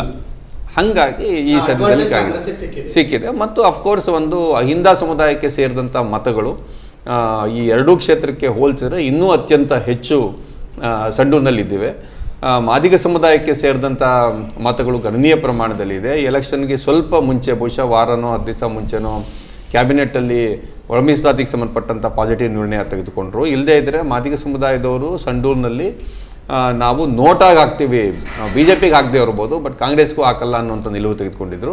ಇವೆಲ್ಲವೂ ಕೂಡ ಅಲ್ಲಿರೋಂಥ ನಾಯಕರಿಗೂ ಕೂಡ ಪಾಠ ಅಂತ ಅನ್ಸುತ್ತೆ. ಬಟ್ ಫೈನಲಿ ಅಲ್ಲಿ ಸಂತೋಷ್ ಲಾಡ್ ಅವರು ಆ ಚುನಾವಣೆಯ ಮ್ಯಾನೇಜರ್ ಆಗಿದ್ದರು ಕಾಂಗ್ರೆಸ್ ಕಡೆಯಿಂದ. ಅವರು ಇಲ್ಲಿ ಧಾರವಾಡದ ಉಸ್ತುವಾರಿ ಸಚಿವರು. ಶಿಗ್ಗಾವು ಹಾವೇರಿ ಜಿಲ್ಲೆಗೆ ಬಂದರೂ ಕೂಡ ಧಾರವಾಡ ಲೋಕಸಭಾ ಕ್ಷೇತ್ರಕ್ಕೆ ಬರುತ್ತೆ. ಬಟ್ ಸ್ಟಿಲ್ ಅವರು ಸಂಡೂರಲ್ಲಿದ್ದು ತಮ್ಮ ಪ್ರತಿಷ್ಠೆ ವಿಚಾರವಾಗಿ ಮಾಡಿಕೊಂಡ್ರು. ಇವತ್ತು ಖುಷಿಯಾಗಿದ್ದರು. ಅವರು ಕಲಗಡೆಯಿಂದ ಗೆದ್ದು ಬಂದ್ರು ಸಹಿತ ಅವ್ರ ತವರೂರು ಸಂಡೂರು. ಹೀಗಾಗಿ ಅದು ಬಟ್ ಏನು ಅವರು ಕಲಿತ ವಿದ್ಯೆ ಎಲ್ಲ ಖರ್ಚು ಮಾಡ್ಬೇಕಾಗಿ ಬಂತು ಅಲ್ಲಿ. ಫೈನಲಿ ಗೆದ್ದಿದ್ದಾರೆ. He has the last laugh. But still ಈ ಎಲ್ಲ ವಿಚಾರಗಳನ್ನ ನೋಡಬೇಕು. ಈ ಸ್ವಜನ ಪಕ್ಷಪಾತ ಅಥವಾ ಕುಟುಂಬ ರಾಜಕಾರಣದ ಬಗ್ಗೆ ಕರ್ನಾಟಕದಲ್ಲಿ, ದೇಶದಲ್ಲಿ ಜನ ಅವ್ರನ್ನೇ ಗೆಲ್ಲಿಸ್ತಾರೆ ಅನ್ನೋದು ವಾಸ್ತವ ಅಲ್ಲ. ಅಟ್ಲೀಸ್ಟ್ ರಾಜ್ಯದ ಜನ ನಿರೀಕ್ಷೆ ಮಾಡಲಿ, ಹೆಣ್ಮಕ್ಳು ಗೆದ್ದು ಬಂದರೆ ಅವ್ರ ಪತಿನ ಅಧಿಕಾರ ನಡೆಸ್ತಾರೆ ಅನ್ನೋದನ್ನು ಅವರು ಅನ್ನಪೂರ್ಣ ಅವರು ಅದನ್ನು ಹುಸಿಗೊಳಿಸಲಿ. ಅವ್ರ ಪತಿಯ ಮೇಲೆ ಏನೇನು ಇನ್ಕಂಬೆನ್ಸ್ ಇತ್ತು ಅದನ್ನು ಹೋಗ್ಲಾಡಿಸಿ ಆ ಕ್ಷೇತ್ರದ ಜನರ ತುಂಬ ಜನರ ನಿರೀಕ್ಷೆ ಏನಿದೆ ಅದನ್ನಾದರೂ ಅವ್ರು ಈಡೇರಿಸುವಂಥ ಕಾರ್ಯಕೊಲೆ ಅನ್ನೋದು ನಾವು ಒಂದು ಆಶಿಸ್ಬೋದು ಅನಿಸುತ್ತೆ. ಅದನ್ನು ಹೊರತುಪಡಿಸಿದ್ರೆ ಇನ್ನೊಂದು ತುಂಬ ಇಂಪಾರ್ಟೆಂಟ್ ಕ್ಷೇತ್ರ, ಮೊದಲೇ ಮ್ಯಾಚ್ ಫಿಕ್ಸಿಂಗ್ ಆಗಿತ್ತು. ಅವ್ರ ತಂದೆ ಮ್ಯಾಚ್ ಫಿಕ್ಸಿಂಗಲ್ಲಿ ಎಕ್ಸ್ಪರ್ಟು, ಕರ್ನಾಟಕದ ಮ್ಯಾಚ್ ಫಿಕ್ಸಿಂಗ್ನ ಸೆಂಟರ್ ಆಫ್ ಪಾಯಿಂಟ್ ಅಂತ ಹೇಳ್ತಿದ್ರು ಬಸವರಾಜ ಬೊಮ್ಮಾಯಿ. ಅವ್ರ ಮಗನಿಗೆ ಟಿಕೆಟ್ ತೆಗೆದುಕೊಂಡು ಬಂದರು. BJPಯಲ್ಲಿ ಸಹಜವಾಗಿ ಒಂದು ಭಿನ್ನಮತ ಇತ್ತು. ಆದರೆ ಪಠಾಣ ಅವ್ರಿಗೆ ಕೊಟ್ಟ ತಕ್ಷಣ ಇನ್ನೊಂದು ದೊಡ್ಡ ಭಿನ್ನಮತ ಕಾಂಗ್ರೆಸ್ಸಲ್ಲಿ ಶುರುವಾಯಿತು. ಯಾಕಂದರೆ ಖಾದ್ರಿ ನ್ಯಾಚುರಲ್ ಚಾಯ್ಸ್ ಆಗಿದ್ದರು. ಖಾದ್ರಿ ಮೊದಲು ಶಾಸಕರೂ ಆಗಿದ್ದರು. ಅವ್ರ ಬಗ್ಗೆ ಜನರ ಒಲವು ಇತ್ತು. ಹೀಗಾಗಿ ಒಂದು ಕಡೆ ನೋಡ್ತಾ ಇದ್ರೆ ಭಿನ್ನಮತ ಕಾಂಗ್ರೆಸ್ಸಲ್ಲಿ ಕಂಡು ಬಂದಿದ್ದು ಅದೇ ಕ್ಷೇತ್ರದಲ್ಲಿ ಅನಿಸುತ್ತೆ. ಮ್ಯಾಚ್ ಫಿಕ್ಸಿಂಗು, ಪಠಾಣ ಅವರು ಟಿಕೆಟ್ ಕೊಟ್ಟಿದ್ದು ಮತ್ತು ಬೊಮ್ಮಾಯಿ ಅವರ ಚಾಣಾಕ್ಷತನ, ಅವರು ಮಾಜಿ ಮುಖ್ಯಮಂತ್ರಿಗಳಲ್ಲಿ ಕೆಲಸ ಮಾಡಿರೋದು, ಲಿಂಗಾಯತ ಮತಗಳಲ್ಲಿ ನಿರ್ಣಾಯಕವಾಗಿದ್ದು, ಈ ಎಲ್ಲವನ್ನು ಹೊರತುಪಡಿಸಿಯೂ ಅಲ್ಲಿ ಕಾಂಗ್ರೆಸ್ ಗೆಲುವು ದಕ್ಕಿಸಿಕೊಂಡಿದೆ. ಅಹಿಂದ ಮತಗಳನ್ನು ಮತ್ತು ಉಳಿದ ಮುಸ್ಲಿಂ ಮತಗಳನ್ನು ಎಲ್ಲ ಮತಗಳು ಕ್ರೋಢೀಕರಿಸುವಲ್ಲಿ ಸತೀಶ್ ಜಾರಕಿಹೊಳಿ ಮತ್ತು ಸಿದ್ದರಾಮಯ್ಯ ಅವರು ಯಶಸ್ವಿಯಾಗಿದ್ದಾರೆ. ಒಟ್ಟಾರೆಯಾಗಿ ಸತೀಶ್ ಜಾರಕಿಹೊಳಿ ಹೆಣದ ತಂತ್ರ ಅಲ್ಲಿ ಅದಕ್ಕೆ ಸಾಥ್ ಕೊಟ್ಟ ಸಿದ್ದರಾಮಯ್ಯನವರು ಕೊನೆಯ 3 ದಿನಗಳು ಅಲ್ಲೇ ಠಿಕಾಣಿ ಊರು ಮಾಡಿದ್ದು ಯಶಸ್ವಿಯಾಗಿದೆ ಅಂತ ಹೇಳ್ಬೋದು. ಇದನ್ನು ಹೇಗೆ ಅರ್ಥೈಸ್ಕೋಬೋದು ನಾವು? ಬಸವರಾಜ ಬೊಮ್ಮಾಯಿ ಅವ್ರಿಗಾದ ಈ ಮುಖಭಂಗವನ್ನು ನಾವು ಹೇಗೆ ಅರ್ಥೈಸ್ಕೋಬೋದು? ಇಲ್ಲ, ಮುಂಬೈ ಕರ್ನಾಟಕ ಒಂದು ರೀತಿಯಲ್ಲಿ ತುಂಬ ಹಿಂದಿನಿಂದ ಕೂಡ ಕೋಮು ಧ್ರುವೀಕರಣ ಆಗ್ತಿರೋದ್ರಲ್ಲಿ ಕರಾವಳಿ ಮಲೆನಾಡಿನ ನಂತರ ಅದೇನೇ ಹೆಚ್ಚು ಅನ್ನೋಂಥ ಮಾತಿತ್ತು. ನಿಮ್ಗೆ ಹೈದರಾಬಾದ್ ಕರ್ನಾಟಕದಲ್ಲಿ ಆ ರೀತಿಯ ಕೋಮು ಧ್ರುವೀಕರಣ ಇಲ್ಲ. ಬೇರೆ ಬೇರೆ ಫ್ಯಾಕ್ಟರ್ಸ್ ಇರುತ್ತಲ್ಲಿ, ಯಾರಾದರೂ ಇಂಡಿವಿಜುವಲ್ಸ್ ವಿರುದ್ಧ, ಪರ, ರೆಡ್ಡಿ. ಯಾಕಂದ್ರೆ ಹೈದರಾಬಾದ್ ನವಾಬರ ಆಡಳಿತ ನೋಡಿರುವ ಹೈದರಾಬಾದ್ ಕರ್ನಾಟಕ ಅದರಿಂದ ಪಾಠ ಕಲ್ತಿದೆಯಲ್ಲ, ಅದು ಮತ್ತೆ ಇದಕ್ಕೆ ಹೋಗ್ತಾ ಇಲ್ಲ. ಅದು ಇದೆ. ಮತ್ತೆ ಇದೆಲ್ಲ ರೆಡ್ಡಿ ರಾಮುಲು ಬಂದಾಗ ಒಂದು ಶೇಕ್ ಆಯಿತು, ಬಳ್ಳಾರಿ ಟು ರಾಯಚೂರು ಎಲ್ಲನೂ. ಅದೆಲ್ಲ ಹೊರತುಪಡಿಸಿ ಕೂಡ ಅಲ್ಲಿ ಇನ್ನೂ ಕೂಡ ಒಂದು ಆ ರೀತಿಯ ವಿವೇಕ ಉಳ್ಕೊಂಡಿದೆ. ಬಟ್ ಮುಂಬೈ ಕರ್ನಾಟಕ ಹಂಗಿಲ್ಲ ಅಂತ.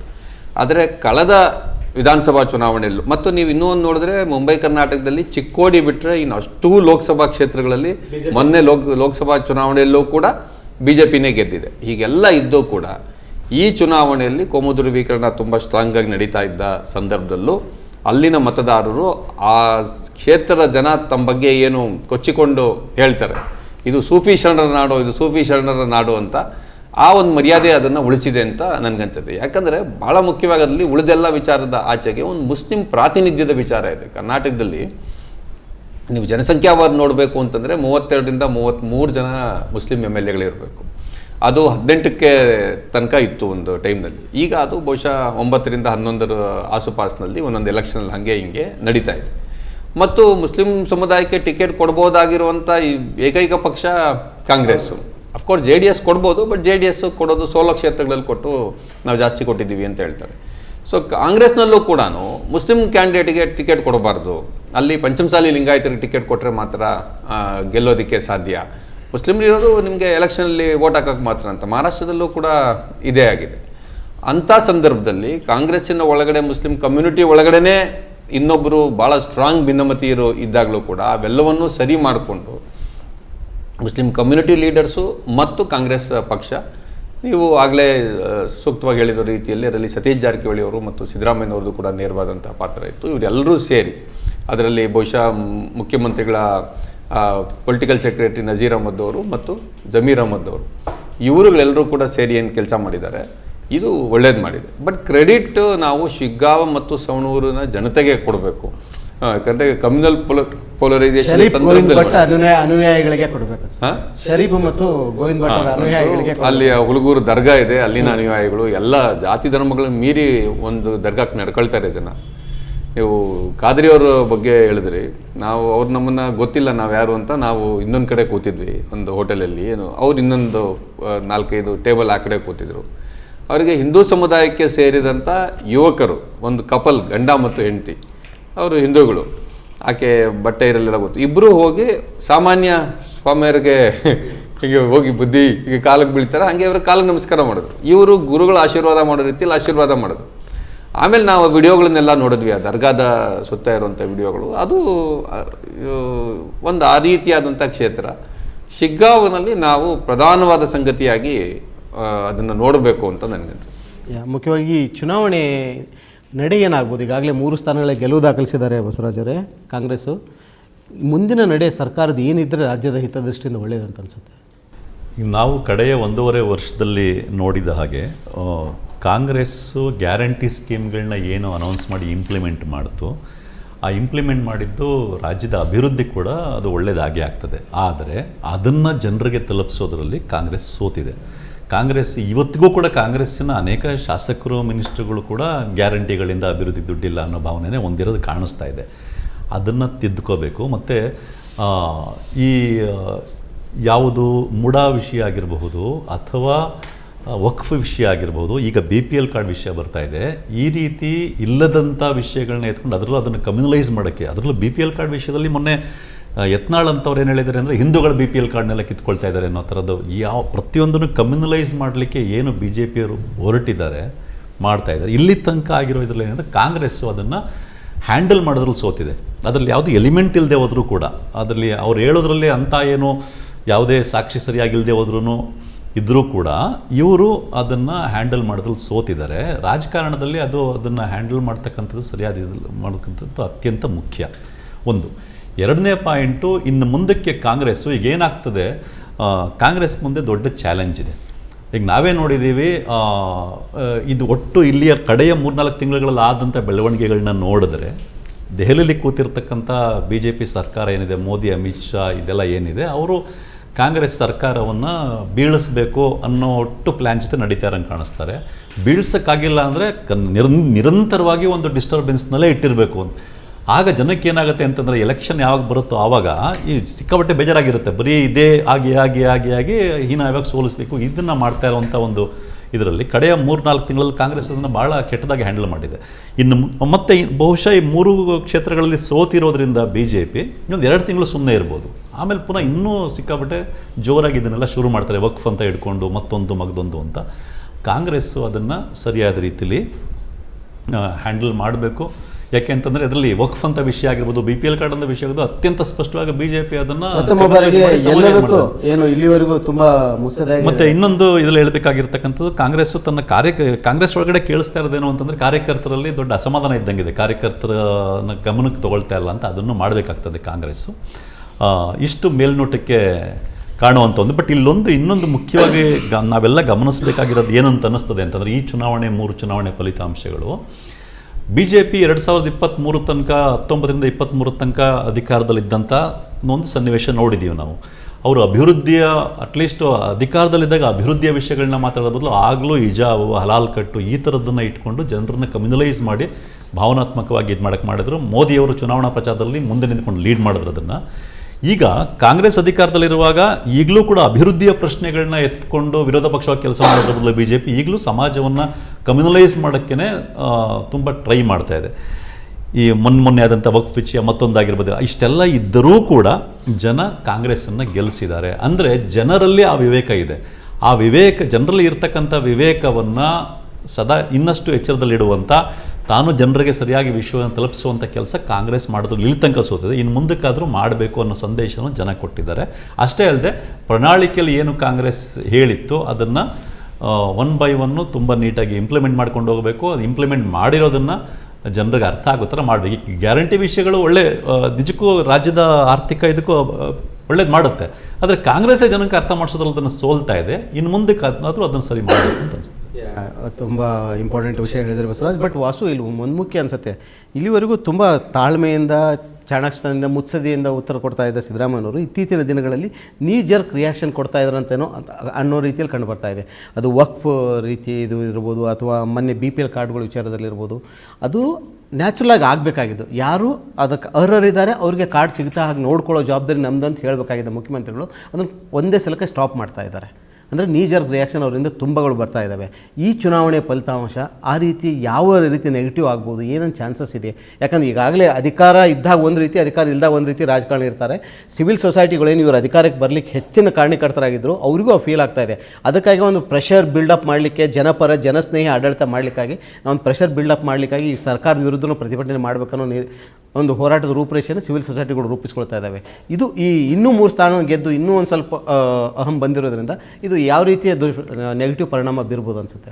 ಇದು ಅಹಮ್ಮಿಂದ ಬಂದಿರೋದಲ್ಲ, ಇದು ಹಿಂಜರಿಕೆಯಿಂದ ಬರ್ತಿರುವಂತ ನೀಜರಿಕ್ ರಿಯಾಕ್ಷನ್ಸ್ ಅನ್ಸುತ್ತೆ.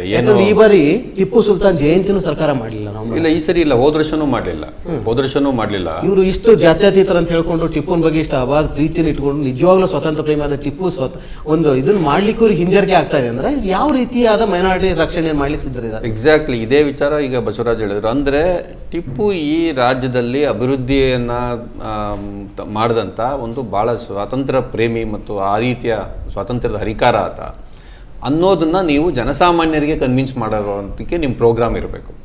ಗ್ಯಾರಂಟೀಸ್ ಏನು ಜಾರಿಗೆ ತಂದಿದ್ದೀವಿ ಇದರಿಂದ ರಾಜ್ಯದ ಅಭಿವೃದ್ಧಿ ಆಗುತ್ತೆ ಅನ್ನೋವಂಥದ್ದನ್ನ ಕನ್ವಿನ್ಸ್ ಮಾಡೋಕ್ಕೆ ನಿಮ್ಗಿರಬೇಕು. ಹಾಗೇನೆ BPL ಕಾರ್ಡ್ ವಿಚಾರದಲ್ಲಿ ಬಂದಾಗ ಆದಾಯ ತೆರಿಗೆ ಪಾವತಿಸೋರು, ಸರ್ಕಾರಿ ನೌಕರು, ಇವ್ರಿಗೆ ತೆಗೆದು ಏನಪ್ಪ ಸಮಸ್ಯೆ ಅನ್ನೋ ವಿಚಾರನ ಸಿದ್ದರಾಮಯ್ಯವ್ರು ಗಟ್ಟಿಯಾಗಿ ಹೇಳಿದ್ರು. ಬಟ್ ಅಷ್ಟೇ ಅಲ್ಲ, ಅದನ್ನ ದಾಟಿ ಇದ್ರಲ್ಲಿ ನಾವು ಸ್ಟಾಪ್ ಮಾಡೋ ಆರ್ಡರ್ ಕೊಡಬಾರ್ದು. ಏನಕ್ಕೆ ನಾವು ಮಾಡಬೇಕು? ಇಲ್ಲ ಅಂದ್ರೆ ನಾವೆಲ್ಲರಿಗೂ ಕೊಡ್ತೀವಪ್ಪ, ನಮ್ದು ಯೂನಿವರ್ಸಲ್ ಸ್ಕೀಮ್ಸು, ನಾವು ಈ ಥರ ಟಾರ್ಗೆಟೆಡ್ ಸ್ಕೀಮ್ಸ್ ಮಾಡೋದಿಲ್ಲ ಅಂತ ಹೇಳಬೇಕು. ವಕ್ಫ್ ವಿಚಾರದಲ್ಲಿ ಒಳ್ಳೆ ಕೆಲಸ ನಡೀತಾ ಇದೆ. ಯಾರ್ದು ವಕ್ಫ್ ಲ್ಯಾಂಡ್ ಇದ್ರೆ ವಕ್ಫ್ನ ಇವ್ರಿಗೆ ಸಿಗುತ್ತೆ, ಅದೊಂದು ಸಿವಿಲ್ ಡಿಸ್ಪ್ಯೂಟು ಆ ರೀತಿಯಲ್ಲಿ ಬಗೆಹರಿಸ್ತೀವಿ. ವಕ್ಫ್ ಅಂತಂದರೆ ಅಲ್ಲಾಹನ ಹೆಸರಿನಲ್ಲಿ ಅದೇ ಕಮ್ಯುನಿಟಿಯವರು ಕೊಟ್ಟಿರ್ತಕ್ಕಂಥ ಆಸ್ತಿ, ಅದು ಏನು ವಾಟ್ ಈಸ್ ದಿ ಪ್ರಾಬ್ಲಮ್ ಅಂತ ಕೇಳಬೇಕು. 4% ಮೀಸಲಾತಿ ಮುಸ್ಲಿಂ ಗುತ್ತಿಗೆದಾರರಿಗೆ ಕೊಡೋದಾದರೆ ನಿಮಗೆ ನಾವು ನಿಜವಾದ ಸಾಮಾಜಿಕ ನ್ಯಾಯದ ಪರವಾಗಿರೋರಾದ್ರಿಂದ ನಾವು ದಲಿತ ಸಮುದಾಯಕ್ಕೆ ಕೊಟ್ಟಿದ್ದೀವಿ, ಬ್ಯಾಕ್ವರ್ಡ್ ಕ್ಲಾಸಿಗೆ ಕೊಟ್ಟಿದ್ದೀವಿ, ಮುಸ್ಲಿಮ್ರಿಗೂ ಕೊಡ್ತೀವಿ, ಕೊಡೋದ್ರಲ್ಲಿ ಏನು ತಪ್ಪು ಅನ್ನೋದನ್ನು ಕೇಳಬೇಕು. ಅದು ಸಂವಿಧಾನದ ಆಶಯ ಅಂತದ್ದು. ಆದರೆ ಇಲ್ಲ ನಾವು ಅದನ್ನು ಇನ್ನೂ ಮಾಡಿಲ್ಲ, ಅದನ್ನು ಪ್ರಸ್ತಾಪ ಮಾತ್ರ. ವಕ್ಫಲ್ಲಿ ಇಲ್ಲ, ನಾವು ನೋಟಿಸ್ ಕೊಡೋದಿಲ್ಲ ಅಂತ. ಅಥವಾ ನಿಮ್ಮ ಉತ್ತರನೂ ಏನು ಅಂತಂದರೆ BJP-ಯವರು ಇದ್ದಾಗಲೂ ನೋಟಿಸ್ ಕೊಟ್ಟಿದ್ರು ಅಂತ. ನೋಟಿಸ್ ಕೊಟ್ಟಿದ್ರೆ ಒಳ್ಳೇದಾಗ ಕೆಲಸ ಮಾಡಿದ್ದಾರೆ. ಯಾವುದೋ ಒಂದು ಆಸ್ತಿಯನ್ನು ಉಳಿಸ್ಬೇಕಾಗಿರೋದು, ಉಳಿಸ್ಕೊಂಡು ತನ್ನ ರಕ್ಷಣೆ ಮಾಡ್ಕೊಳ್ಬೇಕಿರೋದು ಆ ಡಿಪಾರ್ಟ್ಮೆಂಟ್ ಕರ್ತವ್ಯ.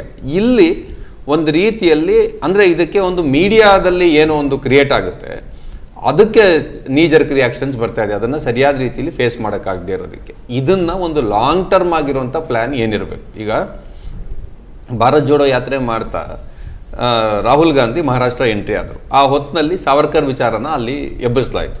ಶಿವಸೇನೆಯವರಿಗೆ ಅಂದರೆ ಉದ್ಧವ್ ಠಾಕ್ರೆ ಶಿವಸೇನೆಯವರಿಗೆ ಸಾವರ್ಕರ್ನ ಬಗ್ಗೆ ಅವರು ಟೀಕೆ ಮಾಡೋದು ಸಹಿಸೋದಿಲ್ಲ. ರಾಹುಲ್ ಗಾಂಧಿ ಅದನ್ನು ವಾಪಸ್ ತಗೊಳ್ಳಿಲ್ಲ. ಅದನ್ನು ನನ್ನ ನಿಲುವು ಸಾವರ್ಕರ್ ಬಗ್ಗೆ ಏನಿದೆ ಅದು ಅದೇ ಇರುತ್ತೆ ಅಂತ ಹೇಳೋದು. ಇದು ನೀವು ಒಂದು ನಿಮ್ಮ ಐಡಿಯಾಲಜಿಕಲ್ ಪೊಸಿಷನ್ಗೆ ನಿಂತ್ಕೊಂಡು ಅದನ್ನು ಸಮರ್ಥಿಸ್ಕೋಬೇಕು. ತಪ್ಪು ಮಾಡಿದರೆ ತಪ್ಪು ಮಾಡಿಲ್ದಿದ್ರೆ ನಾವು ಮಾಡಿಲ್ಲ. ಮೀಡಿಯಾದಲ್ಲಿ 4 ಜನ ಕೂಗಾಡ್ತಾರೆ ಅಂತ ಹೇಳ್ಬಿಟ್ಟು ಅದರೊಳಗಡೆ ಯಾವುದಕ್ಕೆ ಕೂಗಾಡ್ತಿದ್ದಾರೆ, ಅಜೆಂಡಾ ಇಟ್ಕೊಂಡು ಕೂಗಾಡ್ತಾ ಇದ್ದಾರೆ. ಅದೇನು ಜನಸಾಮಾನ್ಯರ ಪರವಾಗಲ್ಲ. ನೀವು ಸಿವಿಲ್ ಸೊಸೈಟಿ ಮತ್ತು ಸಂಘಟನೆಗಳ ವಿಚಾರ ಹೇಳಿದ್ರಿ, ಅಲ್ಲಿಂದ ಬರುವಂಥ ವಿಚಾರದಲ್ಲಿ ಕೂಗಾಡಿದ್ರೆ ಯಾಕೆ ಕೂಗಾಡ್ತಿದ್ದಾರೆ ಅಂತ ನಾವು ನೋಡಬೇಕು. ಯಾಕಂದರೆ ಅದು ಜನರ ದನಿಯಾಗಿ ಬಂದಿರುತ್ತೆ. ಇವತ್ತು ಮೀಡಿಯಾ ಒಂದು ಬಯಾಸ್ಡ್ ಮೀಡಿಯಾ ಇದೆ, ಗೋಧಿ ಮೀಡಿಯಾ ಅಂತ ಒಂದು ಹೊಸ ಪದ ಉಟ್ಕೊಂಡಿದೆ. ಹೀಗಿರೋವಂಥ ಸಂದರ್ಭದಲ್ಲಿ ನೀವು you should stick to your positions. Basavaraj ಆ ಪಾಯಿಂಟ್ ಹೇಳಿದ್ರು. ಅಂದರೆ ಜನಸಾಮಾನ್ಯರು ಹೇಳಿದ್ರು, ಅಯ್ಯೋ ನೀವು ತಲೆ ಕೆಡಿಸ್ಕೋಬೇಡಿ, ಈ TV ಏನು ಬರುತ್ತೆ ಅದು ನೋಡಿ ನಾವು ಓಟ್ ಹಾಕಲ್ಲ ಅಂತ 2023 ಹೇಳಿದ್ರು, ಈಗಲೂ ಹೇಳ್ತಾ ಇದ್ದಾರೆ. ಮತ್ತು ಅವರು ವಕ್ಫು ಅದು ಇದು ಅಂತ ಹೇಳಿದ್ದಕ್ಕೋಸ್ಕರ ಜನ ಕಮ್ಯುನಲ್ ಆಗಿಲ್ಲ. ಓಟ್ ಹಾಕಿರೋವಂಥವ್ರು BJP-ಗೆ ಅಥವಾ JDS-ಗೂ ಕೂಡ ಕಮ್ಯುನಲ್ ಆಗಿರೋ ಕಾರಣಕ್ಕಾಗಿ ಓಟ್ ಹಾಕಿಲ್ಲ. ಹಂಗಿರಬೇಕಾದ್ರೆ ನೀವು ನಿಮ್ಮ ನಿಲುವುಗಳಿಗೆ ಗಟ್ಟಿಯಾಗಿ ನಿಂತ್ಕೊಳ್ಬೇಕು. ಸರಿ ತಪ್ಪಿರೋದು ಯಾವ್ದಾದ್ರು ಓವರ್ ಆಗಿ ನೀವು ಗ್ಯಾರಂಟೀಸ್ ಯಾವುದೋ ಕೊಟ್ಟಿದ್ರೆ ನೋಡಪ್ಪ ಇಂತಿಂಥ ಕಾರಣಕ್ಕೆ ನಾವು ಕೊಡೋದಿಲ್ಲಪ್ಪ ಇವತ್ತು ಕಡಿಮೆ ಮಾಡ್ಕೊಳ್ತಾ ಇದ್ದೀವಿ, ಅದನ್ನು ನೀಟಾಗಿ ಜನರ ಮುಂದೆ ಕನ್ವಿನ್ಸ್ ಮಾಡೋದಕ್ಕೆ ನಿಮಗೊಂದು ಪ್ಲ್ಯಾನು, ಒಂದು ಅಜೆಂಡಾ ಮತ್ತು ಅದನ್ನು ಇಂಪ್ಲಿಮೆಂಟೇಷನ್ ಮಾಡೋದಕ್ಕೆ ಒಂದು ಯಂತ್ರಾಂಗ ಇದಿರಬೇಕು. ಇದು ಇಲ್ಲದೆ ಇರೋದ್ರಿಂದ ನೀಜರ್ಕ್ ರಿಯಾಕ್ಷನ್ಸ್ ಬರ್ತಾ ಇವೆ ಅಂತ ಅನ್ಸುತ್ತೆ. ಕೊನೆಯದಾಗಿ ಈ ಚರ್ಚೆ ಇಲ್ಲಿಗೆ ಮುಗಿಸೋಣ ಅಂತ. ಮತ್ತು ಕೊನೆಯದಾಗಿ ತುಂಬ ಇಂಪಾರ್ಟೆಂಟ್ ಆಗಿರೋದು, ಡಿಸೆಂಬರಲ್ಲಿ BJP ರಾಷ್ಟ್ರೀಯ ಅಧ್ಯಕ್ಷರ ಬದಲಾವಣೆ ಆಗುತ್ತೆ. ಈಗಾಗಲೇ ರಾಜಕಾರಣದಲ್ಲಿ BJPಯಲ್ಲಿ ತುಂಬ ಭಿನ್ನಮತಗಳು ಸ್ಫೋಟಗೊಂಡಿದ್ದಾವೆ. ಈ ಚುನಾವಣೆಯಲ್ಲಿ ಸ್ಪಷ್ಟವಾಗಿ ಕಂಡು ಬರ್ತಾಯಿತ್ತು. ಪಾಟೀಲ್ ಬಣಾನೇ ಬೇರೆ ರೀತಿ ವರ್ಕ್ ಮಾಡ್ತಾಯಿತ್ತು, ವಿಜೇಂದ್ರ ಬಣಾವರೇ ಬೇರೆ ರೀತಿ ವರ್ಕ್ ಮಾಡ್ತಾಯಿತ್ತು. ಆ ಭಿನ್ನಮತ ಇನ್ನೊಂದಿಷ್ಟು ಹೆಚ್ಚಿಗೆ ಆಗಬಹುದಾ, ಅಥವಾ ಡಿಸೆಂಬರಲ್ಲಿ ವಿಜೇಂದ್ರ ಅವರ ತಲೆದಂಡನೆ ಆಗ್ಬೋದಾ? ಅದೇ ತುಂಬ ಆಶ್ಚರ್ಯ ಅನ್ಸೋದೇನಪ್ಪ ಅಂತಂದರೆ, ಕಾಂಗ್ರೆಸ್ನಲ್ಲಿ ಸಿದ್ದರಾಮಯ್ಯನವ್ರ ವಿರುದ್ಧ ಹಾಲಿ ಶಾಸಕರು, ಮಂತ್ರಿಗಳು, ಡೆಪ್ಯೂಟಿ ಚೀಫ್ ಮಿನಿಸ್ಟರು, ಮಾಜಿ ಯಾರೊಬ್ಬರು ಮಾತಾಡಲ್ಲ. ಯಾವುದೋ ಒಂದು ವಿಚಾರಕ್ಕೆ ಸಂಬಂಧಪಟ್ಟಂಗೆ ಕೋಳಿವಾಡ್ ಒಂದು ಸ್ವಲ್ಪ ಹಿಂಗೆ ಮಾತಾಡಿದ್ರು ಅನ್ನೋದು ಬಿಟ್ಟರೆ ಒಬ್ಬರಾದರೂ ಅದರಲ್ಲಿ ಏನೂ ಭಿನ್ನಮತ ಇರೋದಿಲ್ಲ. ಆದರೆ ಸರ್ಕಾರ ಬಿದ್ದೋಗ್ಬಿಡುತ್ತೆ, ಇದಾಗ್ಬಿಡುತ್ತೆ, 30 ಜನ ಹಂಗೆ ಹೋಗ್ತಾರೆ, 50 ಜನ ಹಿಂಗೆ ಹೋಗ್ತಾರೆ, ಸಿದ್ದರಾಮಯ್ಯವ್ರು ಯಾವಾಗ ರಾಜೀನಾಮೆ ಕೊಡ್ತಾರೆ ಅಂತ ಚರ್ಚೆ ನಡೀತು. ಮತ್ತು ಕಾಂಗ್ರೆಸ್ ಹೈಕಮಾಂಡ್ ಕೂಡ ಈ ಸಿದ್ದರಾಮಯ್ಯವ್ರ ಪರ ನಿಂತಿರುತ್ತೆ. BJPಯಲ್ಲಿ BJPಯ ಪ್ರಮುಖ ನೇತಾರರು ಮೀಟಿಂಗ್ ಮಾಡ್ತಾರೆ, ನಡೆಸ್ತಾರೆ. ಇವು ಪೇಮೆಂಟ್ ಸೀಟ್ ಅಧ್ಯಕ್ಷ ಅಂತ ಹೇಳ್ತಾರೆ. ಯಾರು ಯಡಿಯೂರಪ್ಪನವ್ರು ಚೀಫ್ ಮಿನಿಸ್ಟರ್ ಆಗಿದ್ದೇ ಪೇಮೆಂಟ್ ಕೊಟ್ಟು ಹೈಕಮಾಂಡ್ಗೆ ಅಂತ ಹೇಳ್ತಾರೆ. ಅಂದರೆ you are accusing your high command also and also your own leader. ಅದು ಒಂದಾದ್ಮೇಲೆ ಒಂದು ಮೀಟಿಂಗ್ ಮಾಡ್ತಾರೆ. ಇವತ್ತು ಎಲೆಕ್ಷನ್ನಲ್ಲಿ BJP JDS ಸೋತಿದೆ, ಯತ್ನಾಳು ಇವತ್ತು ಮತ್ತೆ ಬಾಯಿಗೆ ಬಂದಂಗೆ ಎಲ್ಲ ಹೇಳಿದ್ದಾರೆ. ಈ ರೀತಿಯಲ್ಲಿ ಇರೋವಂಥ ಟೈಮಲ್ಲಿ BJPಯಲ್ಲಿ ಭಿನ್ನಮತ ತಾರಕಕ್ಕೇರಿದೆ, ಹಿಂಗಾಗಿದೆ, ಅದು ಒಡೆದ ಮನೆ ಅಂತ ಹೇಳೋದಿಲ್ಲ. ಕಾಂಗ್ರೆಸ್ ಬಗ್ಗೆ ಈ ರೀತಿಯಲ್ಲಿ ಹೇಳ್ತೀವಿ. ಏನೋ ಒಂದು ಸಣ್ಣ ಮಾತು ಯಾರೋ ಹೇಳಿದ ತಕ್ಷಣ ಮುಗೀತು, DK ಶಿವಕುಮಾರ್ ಅವ್ರದ್ದೊಂದು ಮೀಟಿಂಗ್ ಸೇರಿಸಿದ್ದಾರೆ. ಇದು ವಿಚಿತ್ರವಾಗಿದೆ. ಅಂದರೆ ಈ ರಾಜ್ಯದಲ್ಲಿ ನಡೆಯೋದೇನು, ಅದನ್ನು ಬಿಂಬಿಸ್ತಾ ಇರೋದು ಏನು ಅಂತ. ಹಾಗಾಗಿ ಬಟ್ ಸ್ಟಿಲ್ ಕಾಣೋದೇನಪ್ಪ ಅಂತಂದರೆ, ಡೆಫಿನೆಟ್ಲಿ BJP ಲೀಡರ್ಶಿಪ್ ಏನಿದೆ ಕರ್ನಾಟಕದ ಮಟ್ಟಿಗೆ, state leadership is failed in that, except when there is a communal issue. ಅಥವಾ ನೀವು ಡೆಲ್ಲಿಯಿಂದ ನಡೆಸಿದ್ರೆ, ಮೂಡಾ ಥರದ್ದು ಪಾದಯಾತ್ರೆ ಅದು ಇದು ನಡೆಸಿದಾಗ ಬಿಟ್ಟರೆ ಉಳಿದಂತೆ ಈ ಭಿನ್ನಮತ ಇದ್ದೇ ಇದೆ. ಯೋಗೇಶ್ವರ್ ಎಲ್ಲಿದ್ದರು? ಯೋಗೇಶ್ವರ್ BJPಯಲ್ಲಿದ್ದರು. ಸೊ ಅದು NDA ಒಳಗಡೆ ಕೂಡ ಎಲ್ಲವೂ ಸರಿಯಾಗಿಲ್ಲ, BJP ಒಳಗಡೆ ಕೂಡ ಎಲ್ಲೂ ಸರಿಯಾಗಿಲ್ಲ ಅನ್ನೋದನ್ನೇ ತೋರಿಸುತ್ತೆ. ನಿಮಗೇನು ಅನ್ಸುತ್ತೆ, ವಿಜೇಂದ್ರ ಅವರ ತೆಲ್ದಂಡವಾಗುತ್ತಾ ಅಥವಾ ಕಂಟಿನ್ಯೂ ಆಗಿ ಅವ್ರ ಅಧ್ಯಕ್ಷರಾಗಿ ಮುಂದುವರಿತಾರೆ ಅನ್ಸುತ್ತೋ? ಯಾಕಂದ್ರೆ ರಮೇಶ್ ಜಾರಕಿಹೊಳಿ, ಯತ್ನಾಳ್ ಅವರು ತುಂಬ ಜೋರಾಗಿ ಭಿನ್ನಮತವನ್ನು ಬಾರಿಸ್ತಾ ಇದ್ದಾರೆ. ಕುಮಾರ್ ಬಂಗಾರಪ್ಪ ಎಲ್ಲ ಆ ಕಡೆನೇ. ನನಗನ್ನಿಸ್ತಕ್ಕಂಥದ್ದು ವಿಜೇಂದ್ರ ತಲೆದಂಡ ಆದರೂ ಆಗದೇ ಇದ್ದರೂ, ತಲೆದಂಡಾಗಿ ಇನ್ಯಾರು ಅಧ್ಯಕ್ಷರಾದರೂ BJPಯ ಒಟ್ಟು ಈಗ ವಿರೋಧ ಪಕ್ಷವಾಗಿ ಕಾರ್ಯನಿರ್ವಹಿಸ್ತಾ ಇರೋ ರೀತಿ ಇದೆಯಲ್ಲ, ಅದರಲ್ಲಿ ಏನೂ ಮಹತ್ತರವಾದ ಬದಲಾವಣೆ ಆಗಲ್ಲ ಅಂತ ಅನ್ನಿಸ್ತದೆ. ಅದ್ರ ಬದಲು ಇನ್ಯಾರು ಬಂದ್ರೂ ಇನ್ನೊಂದು ಸ್ವಲ್ಪ ಇನ್ನೂ ಹೆಚ್ಚು ಕಮ್ಯುನಲ್ ಆಗಿ ಅಜೆಂಡಾಗಳನ್ನ ಮುಂದೆ ಇಡ್ಬೋದಷ್ಟೇ. ಹಾಗಾಗಿ ಜನ ಆ್ಯಕ್ಚುಲಿ ಏನು ಉತ್ತರ ಕೊಟ್ಟಿದ್ದಾರೆ ಅದನ್ನು ಕಾಂಗ್ರೆಸ್ ಅಂತ ಪಾರ್ಟಿಗಳು ಅರ್ಥ ಮಾಡಿಕೊಂಡು BJPಯ ಕಮ್ಯುನಲ್ ಅಜೆಂಡಾ ಇಟ್ಕೊಂಡು ಏನು ಕೆಲಸಗಳು ಮಾಡ್ತಾರೆ ಅದನ್ನು ನಡೆಯಲ್ಲ ಅಂತ ಗಟ್ಟಿಯಾಗಿ ಹೇಳಬೇಕಾಗಿದೆ. ಈಗ ವಾಸು ಹೇಳ್ದಂಗೆ ಈಗ ನೀವು ನೀಜರ್ಕ್ ರಿಯಾಕ್ಷನ್ ಕೊಡ್ತಾ ಇದ್ದಾರೆ ಅಂತ, ಆ ನೀಜರ್ಕ್ ರಿಯಾಕ್ಷನ್ ಕೊಡದೇನೆ ಗಟ್ಟಿ ದನಿನಲ್ಲಿ ನಾವು ಮಾಡ್ತಾರೆ ಸರಿ ಅಂತ ಹೇಳಬೇಕಾಗಿದೆ. ಮತ್ತು ಇಲ್ಲಿ ಮುಖ್ಯವಾಗಿ ನನಗೆ ಇನ್ನೊಂದು ಅಂಶ ಗಮನಕ್ಕೆ ಬರ್ತಿರ್ತಕ್ಕಂಥದ್ದು ಅಂದರೆ, ಮೀಡಿಯಾಗಳನ್ನು ಕೂಡ ಕಾಂಗ್ರೆಸ್ಸು ಅದು ಮೀಡಿಯಾಗಳು ಸರಿಯಾದ ಕೆಲಸ ಮಾಡಿದಾಗ ಅದಕ್ಕೆ ಮೀಡಿಯಾಗಳಿಗೆ ಇದು ಮಾಡಿ, ಬಟ್ ಒಂದು ಅಜೆಂಡಾ ಇಟ್ಕೊಂಡು ಮಾಡಿದಾಗ ಮೀಡಿಯಾ ಆ ಥರ ಮೀಡಿಯಾಗಳಿಗೆ ಕಾಂಗ್ರೆಸ್ ನಿನ್ನೆಯಿಂದ ಸಿದ್ದರಾಮಯ್ಯ ಏನೋ ಭಾಳ ದಬಾಯಿಸ್ತಾ ಇದ್ದಾರೆ. ಈಗ ಉದಾಹರಣೆಗೆ ದಬಾಯಿಸ್ತವರು ಫೈನಾನ್ಸ್ ಮಿನಿಸ್ಟರ್ ಅವರ ಅಡಿಯಲ್ಲೇ ರಿಸರ್ವ್ ಬ್ಯಾಂಕ್ ಬರ್ತದೆ ಅನ್ನೋದು ಹೇಳಿದ್ರು. ಆ ಪ್ರಶ್ನೆಯನ್ನು ಯಾವುದೂ ಪತ್ರಕರ್ತ ಅವ್ರಿಗೆ ಕ್ರಾಸ್ ಕ್ವಶನ್ ಮಾಡಲಿಲ್ಲ. ಮೀಡಿಯಾ ರಿಸರ್ವ್ ಬ್ಯಾಂಕ್ ಅನ್ನೋದು ಸಂಸ್ಥೆ. ಕೆಲವು ಮೀಡಿಯಾಗಳಂತೂ ಕರ್ನಾಟಕ ಹಾಕಿದ್ದು ಟ್ಯಾಕ್ಸ್ ಅನ್ಯಾಯದ ವಿಷಯದಲ್ಲೂ ಕೂಡ ಕರ್ನಾಟಕದ ವಿರುದ್ಧ ನಿಂತ್ಕೊಂಡು ಮೀಡಿಯಾಗಳಾಗಿ ಒಂದು. ಎರಡನೇದು, ಮೊನ್ನೆ ಯತ್ನಾಳು BPL ಕಾರ್ಡ್ಗಳು ಹಿಂದೂಗಳಿಂದ ಕಿತ್ಕೊಳ್ಳಾಗ್ತಾ ಇದೆ ಅಂತ ಹೇಳಿರೋದನ್ನ ಹೆಡ್ಲೈನಾಗಿ ಇಟ್ಕೊಂಡು ಚರ್ಚೆ ಇಟ್ಕೊಳ್ತಾರೆ.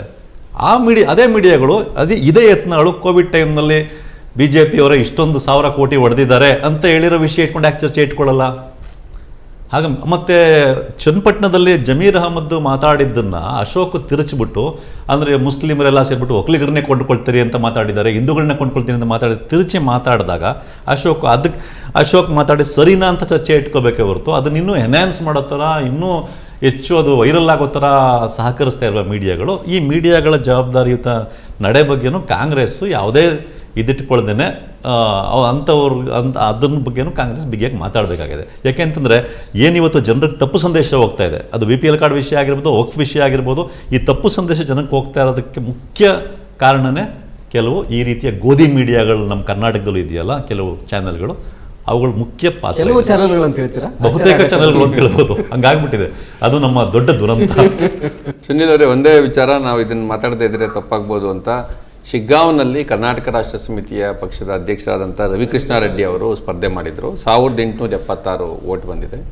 ಒಂದು ಅವರ ಸ್ಪಿರಿಟ್ಗೆ ಮತ್ತು ಯಾವ ರೀತಿಯಲ್ಲಿ ಇಡೀ ರಾಜಕೀಯ ವ್ಯವಸ್ಥೆ ಒಂದು ಕಡೆಗೆ ಹೋಗ್ತಾ ಇರಬೇಕಾದ್ರೆ ಅದಕ್ಕೆ ಎದುರಾಗಿ ನಿಂತು ಒಂದು ನೈತಿಕ ನೆಲೆಯಲ್ಲಿ, ಪ್ರಜಾತಾಂತ್ರಿಕ ನೆಲೆಯಲ್ಲಿ ಪರಿಶುದ್ಧವಾದಂಥ ರಾಜಕಾರಣ ಮಾಡಬೇಕು ಅಂತ ಹೊರಟಿದ್ದಾರೆ. ಅದಕ್ಕೆ ನಾವೊಂದು ಆ ದೃಢತೆಗೆ ನಾವು ಅದನ್ನು ಮೆಚ್ಕೋಬೇಕು ಅಂತ ನನಗನ್ಸುತ್ತೆ. ಅದನ್ನು ನಾವು ಆ ರೀತಿಯಲ್ಲಿ ಒಂದು ಸ್ಪರ್ಧೆನೇ ಆಗಿರಲಿಲ್ಲ ಅನ್ನೋ ರೀತಿಯಲ್ಲಿ ನಾವು ಭಾವಿಸ್ಬಾರ್ದು ಅಂತ. ಅಟ್ ದಿ ಸೇಮ್ ಟೈಮ್ ಇದು ಆ ವ್ಯವಸ್ಥೆಯಲ್ಲಿ ಮಾತ್ರ ಇರೋವಂಥ ತಪ್ಪು. ಪರವಾಗಿಲ್ಲ, ನಾವು ಹಿಂಗೆ ಇನ್ನೂ 100 ವರ್ಷ ಆದರೂ 200 ವರ್ಷ ಆದರೂ ಹಿಂಗೆ ಮಾಡ್ತೀವಿ ಅಂತ ಇಲ್ಲದೆ, ಮತ್ತು ತನ್ನಂತೆ ತಾನೇ ಅಂಥದ್ದೊಂದು ಒಳ್ಳೆಯ ವ್ಯವಸ್ಥೆ ಬಂದ್ಬಿಡುತ್ತೆ ಅಂತ ಬರೋದಿಲ್ಲ. ಹೆಂಗೆ ಇದನ್ನು ಬದಲಾಯಿಸ್ಬೇಕು, ಎಲ್ಲಿ ಪ್ರಾಬ್ಲಮ್ ಇದೆ, ಯಾಕೆ ಜನಕ್ಕೆ ಇದು ಆಲ್ಟರ್ನೇಟಿವ್ ಅಂತ ಅನ್ನಿಸ್ತಾ ಇಲ್ಲ ಅನ್ನೋದನ್ನು ಯೋಚನೆ ಮಾಡಿ. ಬೆಂಗಳೂರಿನಿಂದ ನೀವು ಹೋಗಿ ಇದ್ದಕ್ಕಿದ್ದಾಗೆ ಒಂದು ದಿವಸ ಶಿಗ್ಗಾಂವ್ನಲ್ಲಿ ನಿಂತಾಗ ಜನಕ್ಕೆ ಇವರು ನಮ್ಮ ಸಮಸ್ಯೆ ಬಗೆಹರಿಸ್ಬೋದು ಅಂತ ಯಾಕೆ ಅನ್ನಿಸ್ತಾ ಇಲ್ಲ, ಈ ವಿಚಾರಗಳನ್ನು ಅಲ್ಲಿ ಯೋಚನೆ ಮಾಡಬೇಕು ಅಂತ ಅನ್ಸುತ್ತೆ. ಬಟ್ ಸ್ಟಿಲ್ ಇಂಥ ಪ್ರಯತ್ನಗಳು ಕೂಡ ಡೆಮಾಕ್ರಸಿ ಒಳಗಡೆ ಮಾಡಬೇಕು. ಡೆಮಾಕ್ರಸಿ ಒಳಗಡೆ ಇಂಥ ಪ್ರಯತ್ನಗಳು ಇರೋದು. ಮಿಕ್ಕವ್ರು ಎಲ್ಲಿಗೋ ಒಂದು ನೈತಿಕ ಪ್ರಶ್ನೆಗಳು ಎಬ್ಸೋಕೆ ಸಾಧ್ಯ ಆದರೆ ಅದು ಒಳ್ಳೆಯದು ಅಂತ. ಇಲ್ಲಿ ಇದು ಒಂದೇ ಒಂದು ಮಾತು ಈ ವಿಷಯದ ಬಗ್ಗೆ. ರವಿಕೃಷ್ಣ ರೆಡ್ಡಿ ಅವರು ಜಯನಗರ ಕಾನ್ಸ್ಟಿಟ್ಯೂನ್ಸಿಯಲ್ಲಿ ನಿಂತಿದ್ದಾಗ ನಾನು ಪರ್ಸನಲ್ ಆಗಿ ಅವರು ರಾತ್ರಿ ಹೊತ್ತು ಬೀದಿಗಳಲ್ಲಿ ಮಲ್ಕೊಳ್ತಿದ್ರು. ನಾನು ಒಂದೆರಡು ಸರಿ ಮಲ್ಕೊಂಡು ಮೊದಲಿಂದ ನಾವು ನೋಡ್ತಾ ಇದ್ದೀವಿ ಅವ್ರನ್ನ ಸ್ಪಿರಿಟ್ಗೆ ಆ ಥರ ಒಂದು ಒಳ್ಳೆ ರಾಜಕಾರಣ ಮಾಡಬೇಕು ಅಂತ ಹೇಳಿದ್ರೆ ನಾವೆಲ್ಲರೂ ಮೆಚ್ಚುಗೆ ವ್ಯಕ್ತಪಡಿಸಲೇಬೇಕು. ಶಿಗ್ಗಾಂವಲ್ಲಿ ಅವರು ಹೇಗೆ ಕಂಟೆಸ್ಟ್ ಮಾಡಿದರು, ಈಗ ನಮ್ಮ ಅನೇಕ ಸ್ನೇಹಿತರು ಅಲ್ಲೆಲ್ಲ ಓಡಾಡಿದ್ದಾರೆ. ಅಲ್ಲಿ ಜನಗಳನ್ನ ಮಾತಾಡಿಸಿದಾಗ 10 ಜನಗಳಲ್ಲಿ 10 ಜನಕ್ಕೂ ರವಿಕೃಷ್ಣ ರೆಡ್ಡಿ ಗೊತ್ತಿದ್ದಾರಲ್ಲಿ, ಹಳ್ಳಿ ಜನಗಳಿಗೆಲ್ಲರಿಗೂ. ಅದರಲ್ಲಿ 8 ಜನ ಮೆಚ್ಚುಗೆ ಮಾತಾಡಿದ್ದಾರೆ, ಒಳ್ಳೆಯವರು, ಒಳ್ಳೆ ಕೆಲಸ ಮಾಡ್ತಾರೆ, ಒಳ್ಳೆ ವಿಷಯಗಳನ್ನ ಹೇಳ್ತಾ ಇದ್ದಾರೆ ಅಂತ. ಆದರೆ ಓಟ್ ಹಾಕಿಲ್ಲ. ಸೊ ಹಾಗಾಗಿ ರವಿಕೃಷ್ಣ ರೆಡ್ಡಿ ಅಂತ ಈ ರೀತಿಯ ಒಂದು ಒಳ್ಳೆಯ ರಾಜಕಾರಣ ಮಾಡಬೇಕು ಅಂತ ಹೊರಟಿರೋವಂಥವರು, ಆದರೆ ಜನ ಯಾಕೆ ಓಟ್ ಆಗ್ತಾ ಇಲ್ಲ ಅನ್ನೋದನ್ನು ನಮ್ಮಂಥವರು ಮತ್ತು ರವಿಕೃಷ್ಣ ರೆಡ್ಡಿಯವರು ಸೇರಿದಂಗೆ ಏನಿದು ಪ್ರಾಕ್ಟಿಕಲ್ ಆಗಿ ಒಳ್ಳೆ ರಾಜಕಾರಣ ಮಾಡಲಿಕ್ಕೆ ಸಾಧ್ಯತೆಗಳೇನು ಅನ್ನೋದನ್ನ ಶೋಧಿಸಬೇಕಾಗಿದೆ ಅಂತ. ನಿಜವಾಗ್ಲೂ 100%. ಯಾಕಂದರೆ ಚುನಾವಣೆ ಫಲಿತಾಂಶ ಹೊರಬಿದ್ದಿದೆ, ಒಂದು ಪಕ್ಷಕ್ಕೆ ಗೆಲುವಾಗಿದೆ, ಇನ್ನೆರಡು ಪಕ್ಷಗಳು ಸೋಲನ್ನು ಅನುಭವಿಸಿದ್ದಾವೆ. ಒಟ್ಟಾರೆ ಒಂದು ಇಂಪಾರ್ಟೆಂಟ್ ಏನಂದರೆ ಒಂದು ಸ್ಪಿರಿಟನ್ನು ಉಳಿಸ್ಕೊಂಡಂಥ ಒಂದು ಹೋರಾಟನೂ ಇಲ್ಲಿ ಕಂಡು ಬಂದಿದೆ. ಅವ್ರು ಕಡಿಮೆ ಓಟ್ಗಳು ಬಂದಿರ್ಬೋದು, ಬಟ್ ಅವ್ರ ಸ್ಪಿರಿಟ್ ಕಡಿಮೆ ಆಗದಿರಲಿ ಅನ್ನೋದು ತುಂಬ ಇಂಪಾರ್ಟೆಂಟು. ನಿಮ್ಮ ಆಶಯ ಇದಿರುತ್ತೆ. ಬಟ್ ಈ ಸಿಸ್ಟಮ್ ಬದಲಾವಣೆ ಆಗಬೇಕಾದ್ರೆ ಈ ರೀತಿಯ ಬರೀ ಒಂದು ಸ್ಪಿರಿಟ್ ಇದ್ದರೆ ಸಾಲಲ್ಲ. ಆ ಸ್ಪಿರಿಟನ್ನು ಒಂದು ಶಕ್ತಿಯಾಗಿ ಪರಿವರ್ತಿಸುವ ರೀತಿಯನ್ನು ಕಂಡುಕೊಳ್ಬೇಕಾಗತ್ತೆ. ಆ ನಿಟ್ಟಿನಲ್ಲಿ ಜಾಗೃತರಾಗಬೇಕು. ಈಗಾಗಲೇ ನಾವು ನೋಡಿದ್ವಿ, ಅಸ್ಸಾಂದಲ್ಲಿ ಒಂದು ವಿದ್ಯಾರ್ಥಿಗಳೇ ಸೇರಿ ಅಸ್ಸಾಂ ಗಣ ಪರಿಷತ್ ಅಂತ ಮಾಡಿಕೊಂಡು ಅವರು ಅಧಿಕಾರದ ಗದಿಗೆ ಹಿಡಿದಿದ್ರು. ಮುಂದೆ ಅವ್ರು ಅಧಿಕಾರ ಸಿಕ್ಕ ಮೇಲೆ ಅವ್ರು ಏನು ಮಾಡಿದ್ರು ಅನ್ನೋದು ಒಂದು ಬೇರೆ ಪ್ರಶ್ನೆ. ಬಟ್ ಒಂದು ವಿದ್ಯಾರ್ಥಿಗಳ ಸಂಘಟನೆ ಒಂದು ರಾಜಕೀಯ ಪಕ್ಷವಾಗಿ ಬಂದು ಒಂದು ಅಧಿಕಾರ ಹಿಡಿತೋ ಅಥವಾ ಆ ರೀತಿ ಹೋರಾಟದ ಮೂಲಕ ಒಂದು ತೆಲಂಗಾಣ ರಾಜ್ಯವಾಗಿ ಅದೊಂದು ಪಕ್ಷವಾಗಿ ಅಧಿಕಾರ ಹಿಡಿತು ಅನ್ನೋದನ್ನು ನಾವು ಗಮನದಲ್ಲಿ ಇಟ್ಕೋಬೇಕಾಗತ್ತೆ. ಆ ನಿಟ್ಟಿನಲ್ಲೂ ರಾಜ್ಯದ ಸಮಸ್ಯೆಗಳನ್ನು ರಾಜ್ಯದ ಜನತೆಯ ಪರವಾಗಿ ಮಾತನಾಡುವ ಜನಸ್ನೇಹಿ ಅಧಿಕಾರ ನಡೆಸಬೇಕಾದ್ರೆ ಜನರನ್ನು ಹೇಗೆ ಒಳಗೊಂಡು ಒಂದು ಪಕ್ಷ ಕಟ್ಟಬೇಕಂತನೂ ಯೋಚನೆಯನ್ನು ನಾವು ಮಾಡಬೇಕಾಗತ್ತೆ. ಈ ಎಲ್ಲ ವಿಚಾರಗಳು ನಮ್ಮ ಜೊತೆ ಚರ್ಚಿಸಿದ ಡಾಕ್ಟರ್ ವಾಸು ಮತ್ತು ಬಸವರಾಜ್ ಅವರು ಧನ್ಯವಾದಗಳು. ಮತ್ತು ಈ ಚುನಾವಣೆ ಫಲಿತಾಂಶದ ಹೆಚ್ಚಿನ ಯಾವ್ಯಾವ ಕಾರಣಗಳಿಗೆ ಮತದಾರರು ಯಾರ ಕಡೆ ಒಲಿದ್ದಾರೆ, ಇದರಿಂದ ಆಗುವ ಪರಿಣಾಮಗಳೇನು ಬಗ್ಗೆ ಮುಂದಿನ ದಿನಗಳಲ್ಲಿ ಚರ್ಚೆ ಮಾಡೋಣ ನಿಮ್ಮ ಜೊತೆ. ನೋಡ್ತಾ ಇರಿ eDina.com, ಶೇರ್ ಮಾಡಿ, ಸಬ್ಸ್ಕ್ರೈಬ್ ಮಾಡಿ. ನಮಸ್ಕಾರ.